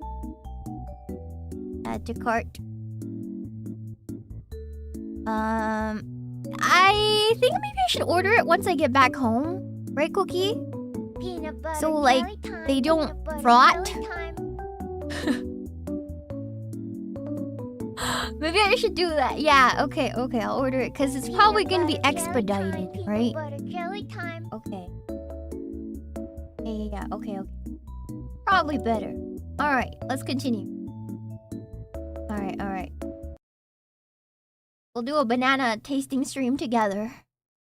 Peanut butter jelly time, the peanut Gros butter Michel jelly banana, time. they are still available, just in very small. Thank you so much for the $10 Shupa, for lack of a better name. Banana monies. Thank you. You know what else I ordered, chat? I ordered the ink advent calendars, Cookie. We're doing Peanut butter doing jelly Colorverse time, this year, peanut butter Cookie. We're jelly not doing time. Diamine this year, Cookie. So if you're an ink fountain pen enthusiast, I did get the Colorverse advent calendar this year, Cookie. Yes. So I've been spending the big bucks so you guys can see some more stuff, Cookie. Small quantities because they are very vulnerable. You can actually get them from Miami Fruit. They also have Cavendish bananas, which they grow organic on their farm. So we've got the past, the present, and potentially the future. So what do these taste like? How do they compare? Let's find out. First, I'm going to take a bite of the Cavendish banana. I know this is not This is going the to be regular so banana super that exciting. we all 'cause eat and know I'm sure today. you have had one of these as well, but this is just going to be kind of like it's a control group. Jelly time, peanut butter jelly time. Tastes all right. Tastes exactly how you think it would. Nice sweetness to it. It's probably like a 6 out of 10 on the sugar scale. Okay. No tartness to it, really. It's got like a slight taste of like banana peel or plantain, where it's like a little starchy tasting maybe, but not like a whole lot. And mostly you're getting what I'm just going to refer to as banana flavor. You know, exactly what you would expect a banana to taste like. This has it like a whole bunch. So next I'm going to try the Goldfinger. The Goldfinger, already it looks a little bit different. It's got a slight yellow color to it, and the Cavendish look at is it. very It's white. it's like more Let rounded. me give a smell test. Why not? Yellow color. Like, isn't it more like how people draw bananas? I think I'm a Goldfinger banana cookie. Look at me. It's like the same shape as the top of my head, Cookie. Yeah. Oh. Color to it, and the Cavendish is very white. But let me give it a smell test. Why not? Smells like a banana. Oh, this smells different. Like a little tart smelling, like almost like a little citrusy. Not by much, but like it's got like a little sharpness to it, a little brightness. Okay. Different, very different. The texture is much softer. This is riper than the Cavendish that I'm eating, so that would make it maybe a little softer. But you know, I've had riper Cavendish bananas. I've had Cavendish bananas at this level, and they are a little bit more firm than this. This one kind of like melts apart. The sweetness on this is about the same. Of course, this is something that can vary, you know, fruit to fruit, plant to plant, what have you, when it's grown and all that. But Yeah. so it would be like anything I'm saying here. But for the ones that I have here, about the same on sweetness. It has a very unique flavor, though. The flavor is markedly different. It's got a little bit of a berry kind of flavor. It tastes like if you took one of these Cavendish bananas, and you blended it with like one tart strawberry. Ooh. Wait, that sounds really good. You guys know how much I like strawberry banana. Ooh. Ooh, interesting. You know, I had a thought that if we can't finish the bananas when we taste the bananas, then right after, the next day, we try the bananas, we can make banana cookies and banana bread cookie and banana muffins. Like, we'll have a big banana bake day with all the bananas, and then it'll be great. And then I'll have a milkshake cookie. Yeah, and it'll be nice. It'll be like one stream after the other, right? Yeah, I think It's got so. like a little bit of sourness that'd to be it. fun, Not a lot. Cookie. I'd say probably like a 2 out of 10 on my lemon scale. This one, however, has a 0. So they do taste very similar, but this has more complexity to it, more flavor to it, and it's like all around, I think, a better banana. The Cavendish has been referred to as a junk banana. The Goldfinger, I do not think deserves that classification. This is not junk. This one does taste very good. It's not the best banana that I've had, but it is certainly an improvement to the Cavendish. You know, like sometimes companies will change the secret recipe. Yeah, junk. So the banana that we eat today, the Cavendish, it's actually not a very good banana. It's like very, very not as tasty as a lot of the banana varieties that are edible and available. It's just the most marketable one, Cookie. So for looks, we've sacrificed taste, Cookie. You know? It's kind of like getting a lady that's very hot but has no personality. Peanut butter jelly Yeah. time, peanut butter jelly She didn't get the time. job because she's really nice. She got the job because she's hot. You know, Cookie? You know? And everybody freaks out even if the secret recipe is improved. You get used to things tasting a certain way. And I think that would be a big reason why, you know, the banana companies don't want to use a different banana. They want to have the same banana that is just going to be resistant to all of the things that are currently affecting it.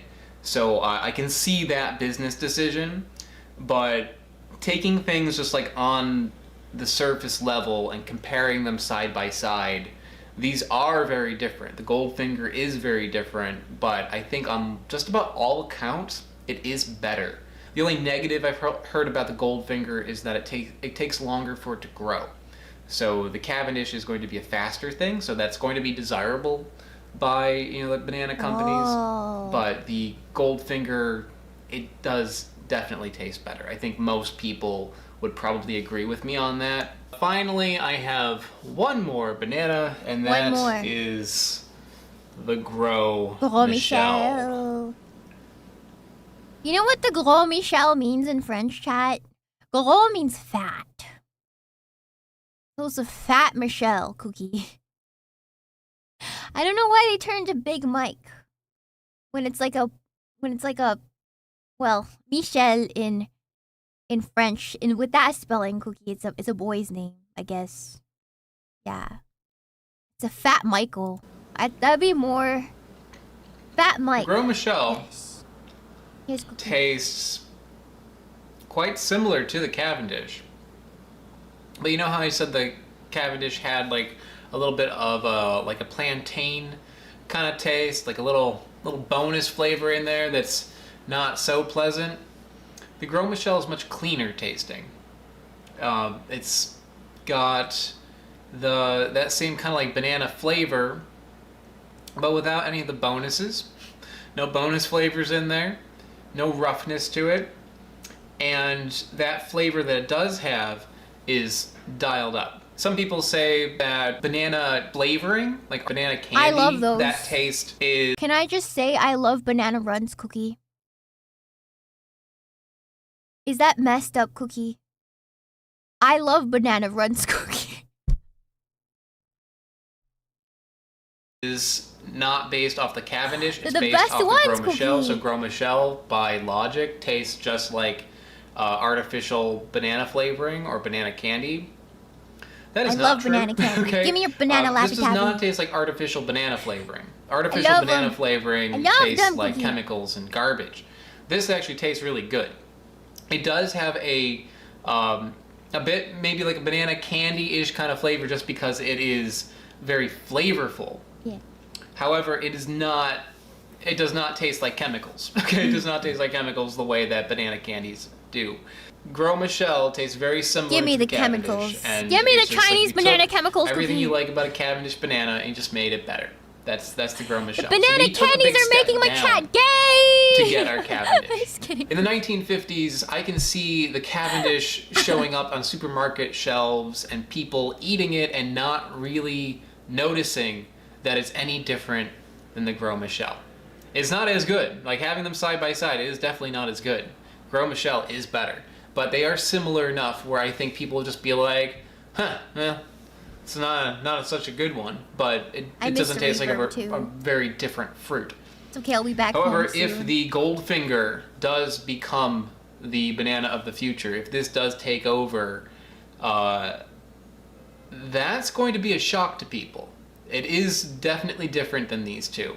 That shock may be a negative, just even though, like, objectively, the Cavendish is not so good, it is a big change. So people might resist that. They might have a problem with the Goldfinger just being as different as it is. Just like when a VTuber gets a new outfit and there's always gonna be one or two people, cookie, that are gonna be like, change bad. Even though if it's objectively an upgrade. There's always gonna be one or two autists in chat that are gonna be like, change bad, cookie, change bad. Yes. Try these bananas side by side is a very rare and special opportunity, and I'm really glad to have gotten the chance to do this and see how the bananas have changed and progressed and potentially will continue to progress forward into the future. And if you would like to try these yourself, if you want to try the Gros Michel and the Goldfinger and compare them to the Cavendish, see where we have come from and where we potentially are going, check out Miami Fruit's website. I'll put a link in the description below. If you want to try this yourself, they have them available. Otherwise, guys, I will see you next time. Take care. Bye-bye. Thank you so much for the shoe, but NA marketing isn't the reason why US only eats one banana. We have multiple types of tomatoes. For example, US has thick skin, easy to cultivate en masse, and was thought to be more resistant to disease. Well, that too. I'm not saying that's not the reason, but a big reason why that banana was chosen was marketing. It's because it's close to the Gros Michel, and it was thought to be more resistant. A lot of reasons why it was chosen, Cookie. But the main reason is marketing. That's the main reason. I'm not saying the other reasons aren't valid, because they are. But it's a lot has to do with marketing. There's very delicious bananas out there that we can cultivate, Cookie. It's just not marketable for the American public, Cookie. Yes. Thank you so much for a $5 Shrupa Potato Radio Elvis peanut butter and bacon sandwich. I've never had one. I've never put bacon in it before. Peanut butter. You know what I used to do? Hello, Peepa! Hello, Peepa! Welcome to my banana lecture, Cookie. Yes, we're talking about banana culture. We're coming down to the wire. We're gonna watch one more video together. Hello, Pee Pee Pee Pee Pee Pee Pee! Welcome! Hello, Peepa! Peepa! Peepa! Do you guys talk about TwitchCon? Do you guys talk about Emiru? If you guys know Cookie. Emiru is my comfort streamer. Emiru is my comfort streamer, Cookie. I always catch her streams when I can, so very upsetting what happened to her at TwitchCon this year. Yeah. I'm an Emiru simp, Cookie. I love her so much, and the fact that she might have been like shanked at TwitchCon, I will forever hold as a grudge in my heart. How dare. My Oshi almost died, Cookie. Oh my god. Yeah. TwitchCon almost killed my Oshi. Honestly. Yeah, it's really upsetting. Yeah. She's my flesh streamer Oshi, if you guys didn't know. Yeah. She's my favorite flesh tuber, Cookie. Yeah. She's so cute. She's the cutest little thing I've ever seen, Cookie. Yeah, Emiru. I like her a lot. She's like my favorite, Cookie. Yeah. She's the only flesh streamer, Cookie, that I actively click on notifications for, Cookie. Like actively, she's actively my flesh Oshi. Yeah. They blamed her for it. Exactly. What the hell, man, Cookie? Yeah. Yeah. She's my flesh Oshi, Cookie. I'm always watching her streams. Peanut butter jelly I'm always watching her time, streams. peanut butter She's so jelly awkward time. and cute. I love her a lot. She has the same, like, tremble in her voice when she talks, Cookie, like I do. It sounds like she's always almost this close to crying, Cookie, which is the same trait I have, so I feel a kindred spirit in her, Cookie. Yeah, thank you so much for the gifted member, Anime Acumen. Thank you, Cookie. Yeah. Yeah, the tremble. She's so cute. She's the cutest thing ever, Cookie. Yeah, I don't know. She's really cute. Yeah. I also find it mysterious how she looks like a completely different person without makeup, Cookie. It's like, wait, without makeup, Emiru, Cookie, you look Chinese. That's crazy. What's white on the outside and yellow on the inside? She's like the opposite of me, man.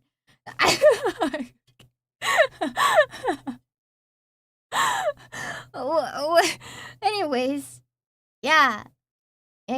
She's a reverse banana. She's a custard bun. Yeah. She's a naiwangbao. You guys know what that is? It's like a egg custard bun. It's white on the outside, yellow on the inside. Yes. Thank you so much for your $5 Bye, Zachary Rolla. Yep, terrible stuff happening. Hope it's rectified. Petition to make the banana system of weight and measurement phase world standard. Weight world standard? That's a very tiny measurement. Isn't height also pineapples, Cookie? That's crazy, Cookie. Yeah. Thank you so much for your Bye. Thank you. Alright. So this is a Vice video from 5 years ago, before Vice went poo-poo. They did actual journalism, Cookie. And this we will get a little look into what it's like on a banana plantation, Cookie, and what they're dealing with in terms of the Panama disease. I feel like it's good insight. It's good insight. I'm like on the ground. Yeah. Ouch. Peanut butter jelly time. Peanut She's butter going through the jelly banana jungle, Cookie. Ouch. We've come here to the birthplace of the Cavendish banana, possibly the most important fruit in the world, eaten by billions of us every single year. Yes. We're here Yes, in the very depths of the English countryside. Why did I love this opening because this is totally something I would do, Cookie. I'd be like, ow, I'm dying. I'm starving out here. It's horrible. I finally made it to the English countryside, Cookie. We're here in Chatsworth House in England, which is mostly known for its stunning landscapes and gardens, It's for something over I 5 would centuries of British aristocracy, and of course, for being the birthplace of the Cavendish banana. Every banana that's grown almost around Every the world banana? today is a Cavendish banana. And because they don't produce seed, it's the same genetic material that every Cavendish plant. banana. And so pretty much every banana that's eaten around the world started their journey here in the 1830s as the Cavendish dwarf banana. Cavendish fruit banana. Hey! Not having seeds means you can munch your way through Cavendish bananas without chipping your teeth. But it Yes. also means that they're sterile and can only be grown by replanting Just like me. Moving on. identical offshoots. Would have come in from China, we think through Mauritius, and they arrived in this country and the 6th Duke cultivated them. Just got them like to me, flower for and real, fruit, for real. realised Wow. their potential as a food crop. And from there, they turned it into a commercial crop that they started to export. And that's when we all started to enjoy them on the supermarket shelf. So essentially the hundreds of billions of bananas that we consume are all direct clones of these bananas here. Yes. Yes. Cool. I'm Chiquita Banana and I've come to say Okay, would you, Chad? I think I would. I'm just saying. I think I would. I don't know. I don't know, Chad. I don't know, Cool. Cookie. I'm Chiquita Banana and I've come to say bananas have to ripen in. She's bolder than me, Cookie. Look, her whole front of the dress is like open all the way, Cookie. Full banana frontal. I don't know, man. Let's go watch that again. Would you? Are all direct Cookie? clones of these bananas here. Full banana frontal, Cookie. Cool. I'm Chiquita Banana and I've come to say bananas have to ripen in a certain This way. quirky-looking yellow fruit was once unknown to the West. see, But would after you? a massive marketing campaign and an even bigger production plan, it's now one of America's most consumed fresh fruits. The banana business model is the cheapest fruit in the supermarket. Author Dan Kopel, or Dan the Banana Man, explained how that all became possible. Consider that a banana gets shipped thousands of miles, goes bad really fast. How is it possible that a banana can be so cheap? Well, you got to control the things you can control, which are labor and land. And so when the banana industry started, an essential part of their business model was to make sure that Peanut butter they didn't pay jelly anything time, basically peanut for butter workers, jelly and they didn't pay anything for land. How did they do that? Military force. So Yeah. over and over again, the banana companies took over countries, Guatemala, Honduras, Nicaragua, Colombia, all over Latin America, Colombia! in order to make sure their business model of cheap bananas was preserved. And this led to Colombia is Butter known for jelly two time, things, peanut Cookie. butter jelly time. Bananas and pure Colombian. insane, horrible amounts of bloodshed, genocide, and the birth of the term Banana Republic, which meant a country that wasn't controlled by its native people, but by American banana companies. I mean, it's kind of shaped a lot of countries and even whole continents. Oh yeah, the very makeup of Latin America would not be the same if not for bananas. Now, countries like Costa Rica are dominated not just by a single crop, but by a single clone, creating one Yep. of the world's biggest monocultures. Monocultures, that's the word. Ayo, ayo, ayo. Daylight come and me want go. I love this song. Work all night and I drink a rum.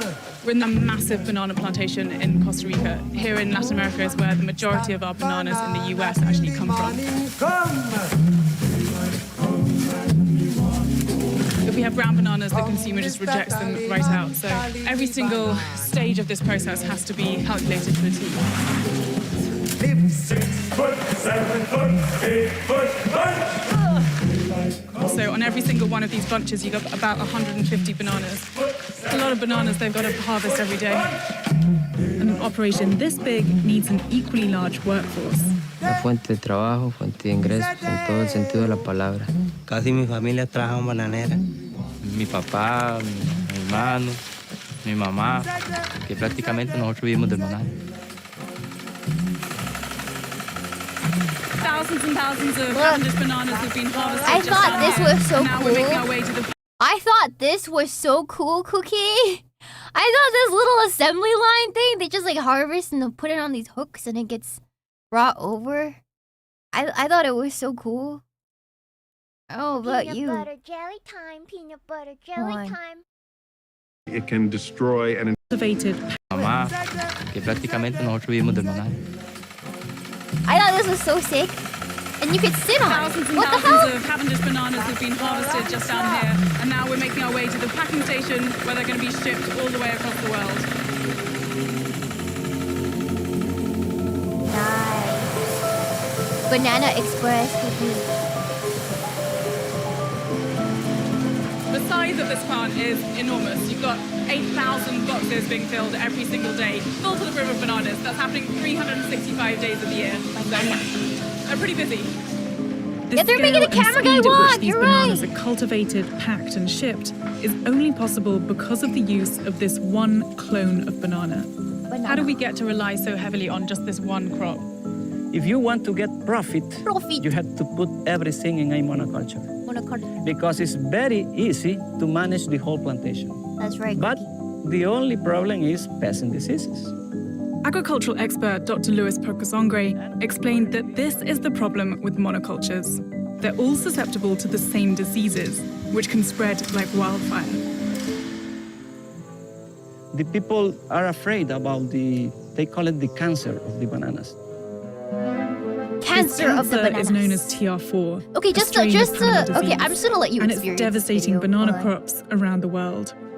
Panama disease is a fungus. It's called Fusarium wilt, and it spreads very quickly. It can destroy an entire country's crop in It gets 4 kinda years. sussy It doesn't later. just kill the bananas.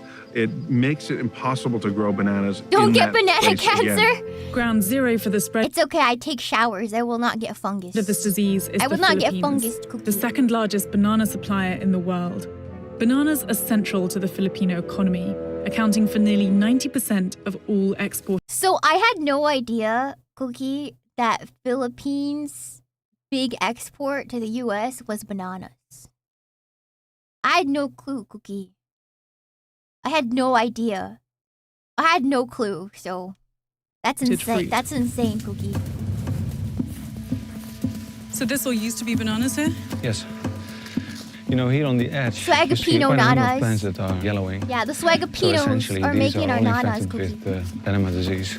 Hert Kermer is a plant pathologist who works with banana corporations as well as small farmers to monitor and contain the spread of TR4. That's infected Infected. over there, you see? Infected. I can assure you that many of the plants that are here around that still look pretty good, most likely they're infected too. Really? Yes. Banana How long has this been lumpias? infected for? Did someone say banana lumpias? Okay, I'm gonna actually you right now, Cookie. Okay, I'm gonna actually. It's called Tyrone. It's called Tyrone. They're not called banana lumpia. They're called Tyrone. It's the banana that's fried in a wrapper. It's covered in honey. That's called Tyrone. That is not lumpia. That is not lumpia. That's different. Get it right, Cookie. Once you see it, since this takes months, you're really very, very late. And the farmer does everything he can to kill those plants, but it's not stopping the disease. That's essentially what's going on. Farmers here are frantically trying to stop the spread by chopping Get it down the right, plants, get it right. covering them with flammable rice hull, and burning the pile. This entire landscape is dotted with rice hull fires.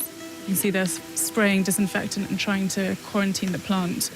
But I mean, these people have been walking all over this area. I've been walking all over this area. There's no disinfectant around the farm, only at the very entrance. So it's so hard to contain this disease. With containment nearly impossible, small-time farmers to contain this disease. Is it just me, or is she kind of cute? Like, she's kind of cute. I don't know. She's like real cute, Cookie. Like at least an 8. At least an 8 out of 10. Disease. With containment nearly impossible, small-time farmers are left with the difficult choice of how much land they're willing to sacrifice in order to contain the spread. We have about 2,000 cases in all areas. That's a huge amount of money lost for us. In total, how many workers have you had to lay off? We terminated 4 of them just this month. It's very hard. It's very hard. This is just one plantation of hundreds in the region. Thousands more acres of banana crops have been affected. It's like the accent and the depth of her voice. She's kind of, I don't know. She's like, The disease is spreading quickly. She's kind of. That's right, kind of Cookie. an irregular shape. Those are all patches that have been knocked out by tropical rainfall. But there's hardly any down there. Like this is past the tipping point. Monoculture is a bad thing. It's not just a bad thing because it means we only get one banana Yeah, like and a there are many more bond, that taste good. exactly. Monoculture is a bad thing because Exactly. it's an environmental disaster. It's a cultural and social disaster. It requires the transformation of forests into factories. I'd say the chances of the Cavendish banana crop being devastated by Panama disease are 100%. 100%. The question That's is, crazy. will there be a replacement? Hey, doctor, what's the percentage of death? What's the percentage of, like, demise with my disease, doctor? The guy, 100%. You gon' die, bitch. That's right, Cookie. Oh. And will it be a replacement that repeats the monoculture and repeats the mistake? Or will it be part of a sort of arsenal of varietal bananas? I'm The reason he's Cookie. so confident that this will happen is because my it's actually mortality happened rate, before. Over 50 years ago, the entire banana industry was almost wiped out by the original strain of this fungus. The original banana that gave birth to the banana industry was a different breed. This banana was called the Gros Michel. The Gros It Michel. was a bigger banana than the one we have now. It tasted better. In every way, it was a better banana, except it was susceptible to this disease. Yes. And by 1960, it was what we call commercially or functionally extinct. To replace it, they needed a banana that looked like the Gros Michel, which they'd been marketing for about half a century. See? There was only one option: the somewhat inferior tasting, but aesthetically similar Cavendish banana. See, it was all about the look. She was casted for a role. You know what I mean, Cookie? She was casted for a role, Cookie, all right? It was not because of that she was a better or fit for the job, but she was casted for the role, you know? That's why we end up with an inferior banana. They Cookie. invent bagging and boxing. They invent ripening rooms. They come up with all these ways to make the Cavendish work, and they gamble She will never be the Gros Michel, but she looks like her, so... that people aren't going to care that it tastes bad. And that's what happened. And the Cavendish becomes our banana, and the Gros Michel and the lesson of the Gros Michel is totally forgotten. An entire global monoculture has been built around exporting this one inferior banana, which could suffer the same fate as the Gros Michel. Damn, they hate her. Damn, they hate her. Damn, they hate this bitch, Cookie. They hate Even this though bitch. worldwide, there are around 1,000 different types of bananas. This is a Cavendish that when it ripens, it doesn't turn yellow. Cheers. It's better than the Cavendish. But this is not the one that is exported. The market is used to a yellow banana. It does feel weird eating a green banana. What's this? Fia 17. It's a product of hybridization, moderately resistant to TR4. So why is this one not used? Because the taste is no good. Because it tastes like shit, Cookie. What about this one? This one looks funny. That doesn't affect the pulp, see? But nobody will buy them because they judge it by the skin. Yeah, it's not very appealing, is it? Because consumers... Yeah, if you guys saw little short bananas, people are gonna be like, what the hell? What the hell is that? That's no banana. That's not the banana I knew. Not in this country. It's like America, for instance. You buy with your eyes. As the industry Also, continues to rely... Boarding, I want you guys to pay attention to this guy. Because this guy is like, there's something special about this guy and the bananas, okay? Okay, I want you guys to listen to this guy. Banana, the risk of this massive monoculture being wiped out by disease is ramping up. TR4 has now spread all across Asia to the Middle East and then to I want you Africa. guys to listen to Freaky Back in Banana Latin Unk, America, okay? one botanist, Dr. Juan Aguilar, is the banana's best hope at survival. We went to Honduras, where he and his team of scientists are inventing new breeds in the hopes of finding a marketable, disease-resistant banana.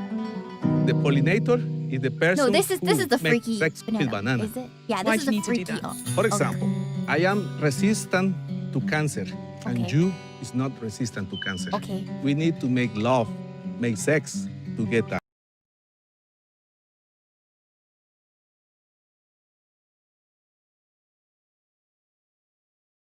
What did I say? He is but he is her face. We need to make love, to make sex. Smooth operator Cookie. Some who maybe will be resistant to cancer.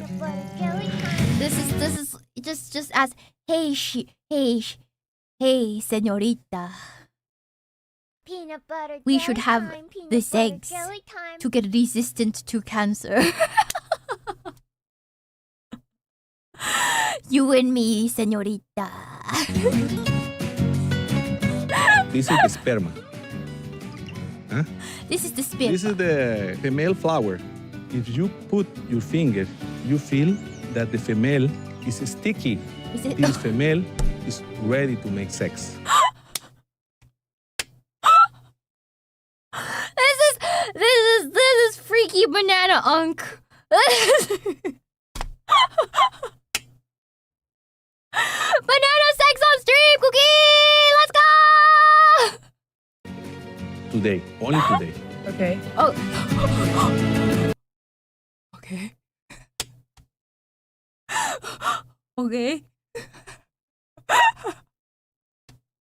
She's so uncomfortable, Cookie.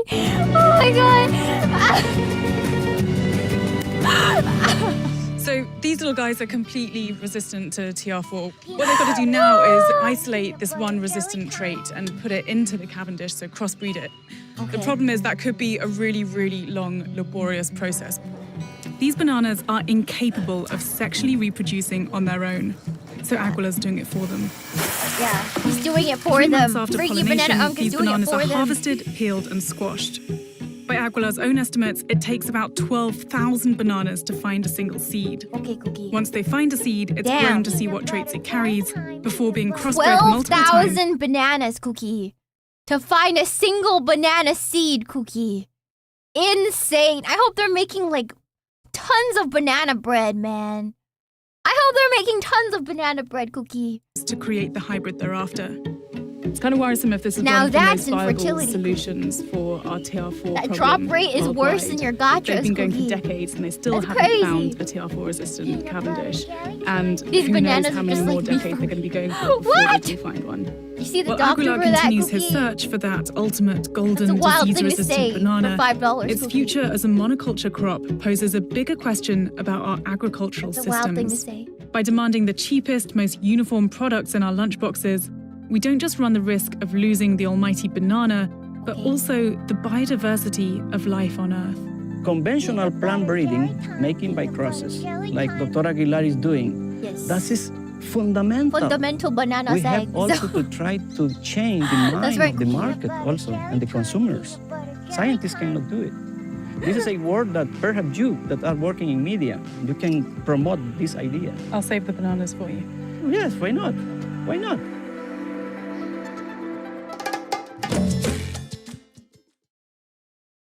Okay. That was the banana. That was the banana presentation, guys. All right. How was that? How did you guys enjoy that, huh? How was... Did you guys learn a lot today? What was the most surprising banana fact? Other than banana segs. Make segs for the bananas to survive. What was that, guys? It was very sexually charged. It really was, Cookie. It really was. It really was, Cookie. That was banana a history, Cookie. Yes. Bananas have segs? They try, Cookie, but it requires human intervention, Cookie. It requires a whole cameraman, Cookie. Yes. Yes. Freaky Unk was the best part. I'm glad, Cookie. Yeah. Thanks for the banana talk. No problem. No problem, Cookie. Thank you. Thank you for the Shupa Andrew Taz. My banana girl taking big banana ganda money. I'm not promoting banana ganda. No, I'm not. I'm just a banana. I'm just not a banana, Cookie. Thank you so much for the Shupa Fugu. Thank you. Thank you so much for Shupa Denim Dan. This guy needs to leave the banana lab more often. It's his life. Banana sex is his life, Cookie. Yeah.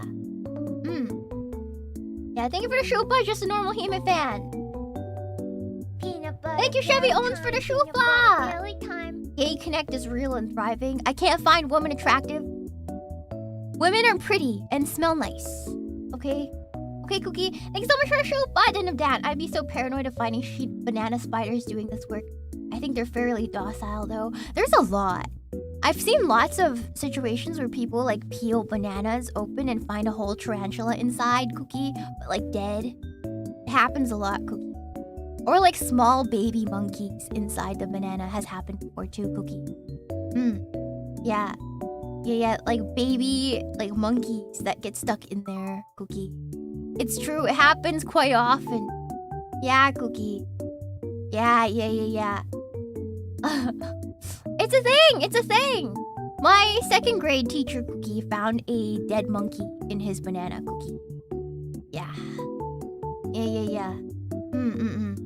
Yeah, it was crazy. It was crazy. It's like a keystone memory, Cookie. Thank you so much for $2 show, but Andrew Taz. Do crabs eat bananas? They could. There's like a little video on YouTube of a crab politely eating a banana, Cookie. Yes. Thank you so much for the Shupa Pinky. So bananas are the pandas of the fruit world. Well, wild bananas can sexually reproduce, but unfortunately, our commercially eaten bananas that are seedless need human intervention, which is quite interesting. Thank you so much for the Shupa Chevy. Fair enough. I too find women attractive. Exactly. Yeah. All right, guys. I am starving. I'm gonna go get a snack and go pick up the Dizzler, Cookie. Peanut butter jelly time. I go pick up the Dizzler. Thank you so much for a $2 Shupa Fugu. Is that the jelly version of Momotaro? Maybe. You're right, Cookie. Yeah, I gotta go pick up the Dizzler. Yes, Cookie. Yes, I'm gonna pay for dinner. I'm gonna rizz her up, Cookie. I'm gonna rizz up the Dizzler. Actually, Sakana left $100 bill on his desk, so I'm gonna yoink, Cookie. and I'm gonna pay for Dizzy's dinner on Sakana's coin, Cookie. I'm gonna yoink the $100 bill on Sakana's desk, Cookie. Yes, that's what I'm gonna do, Cookie. Yes. I'm gonna yoink it, Cookie. All right. Our finders keepers, Cookie. All right. I'm not gonna soup her. Yeah. Embezzlement for real, Cookie. No, I'm not driving the Benz today. I'm driving Grandpa's car, Cookie. I'm driving Grandpa's car, Cookie. Thank you for becoming a member for 1 month, Missed Protocol 2. I hope you guys enjoyed today's stream. I'm sorry if it was a little short, but I wanted it to make it bite-sized and fun for everyone without making it drag out. So I appreciate all of your enthusiasm. I hope this thing was appealing for you, Cookie. It was fun. I'm glad.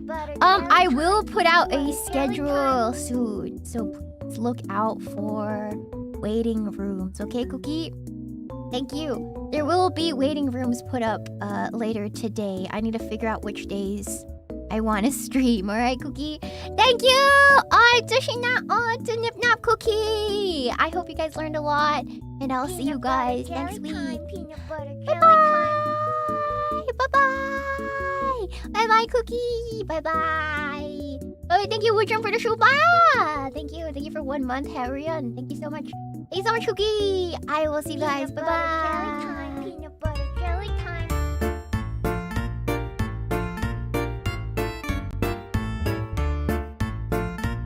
Alright, where are my sending guys? Where are my sending guys, Cookie? Where the hell? Who's on?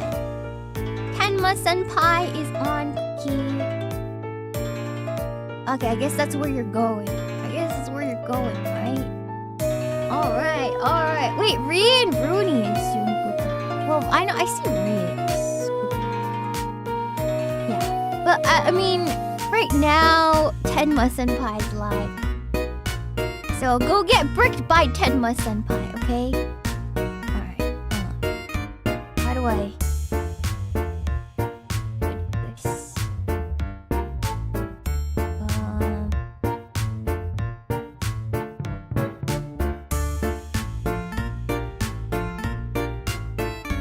Alright, I'll see you guys.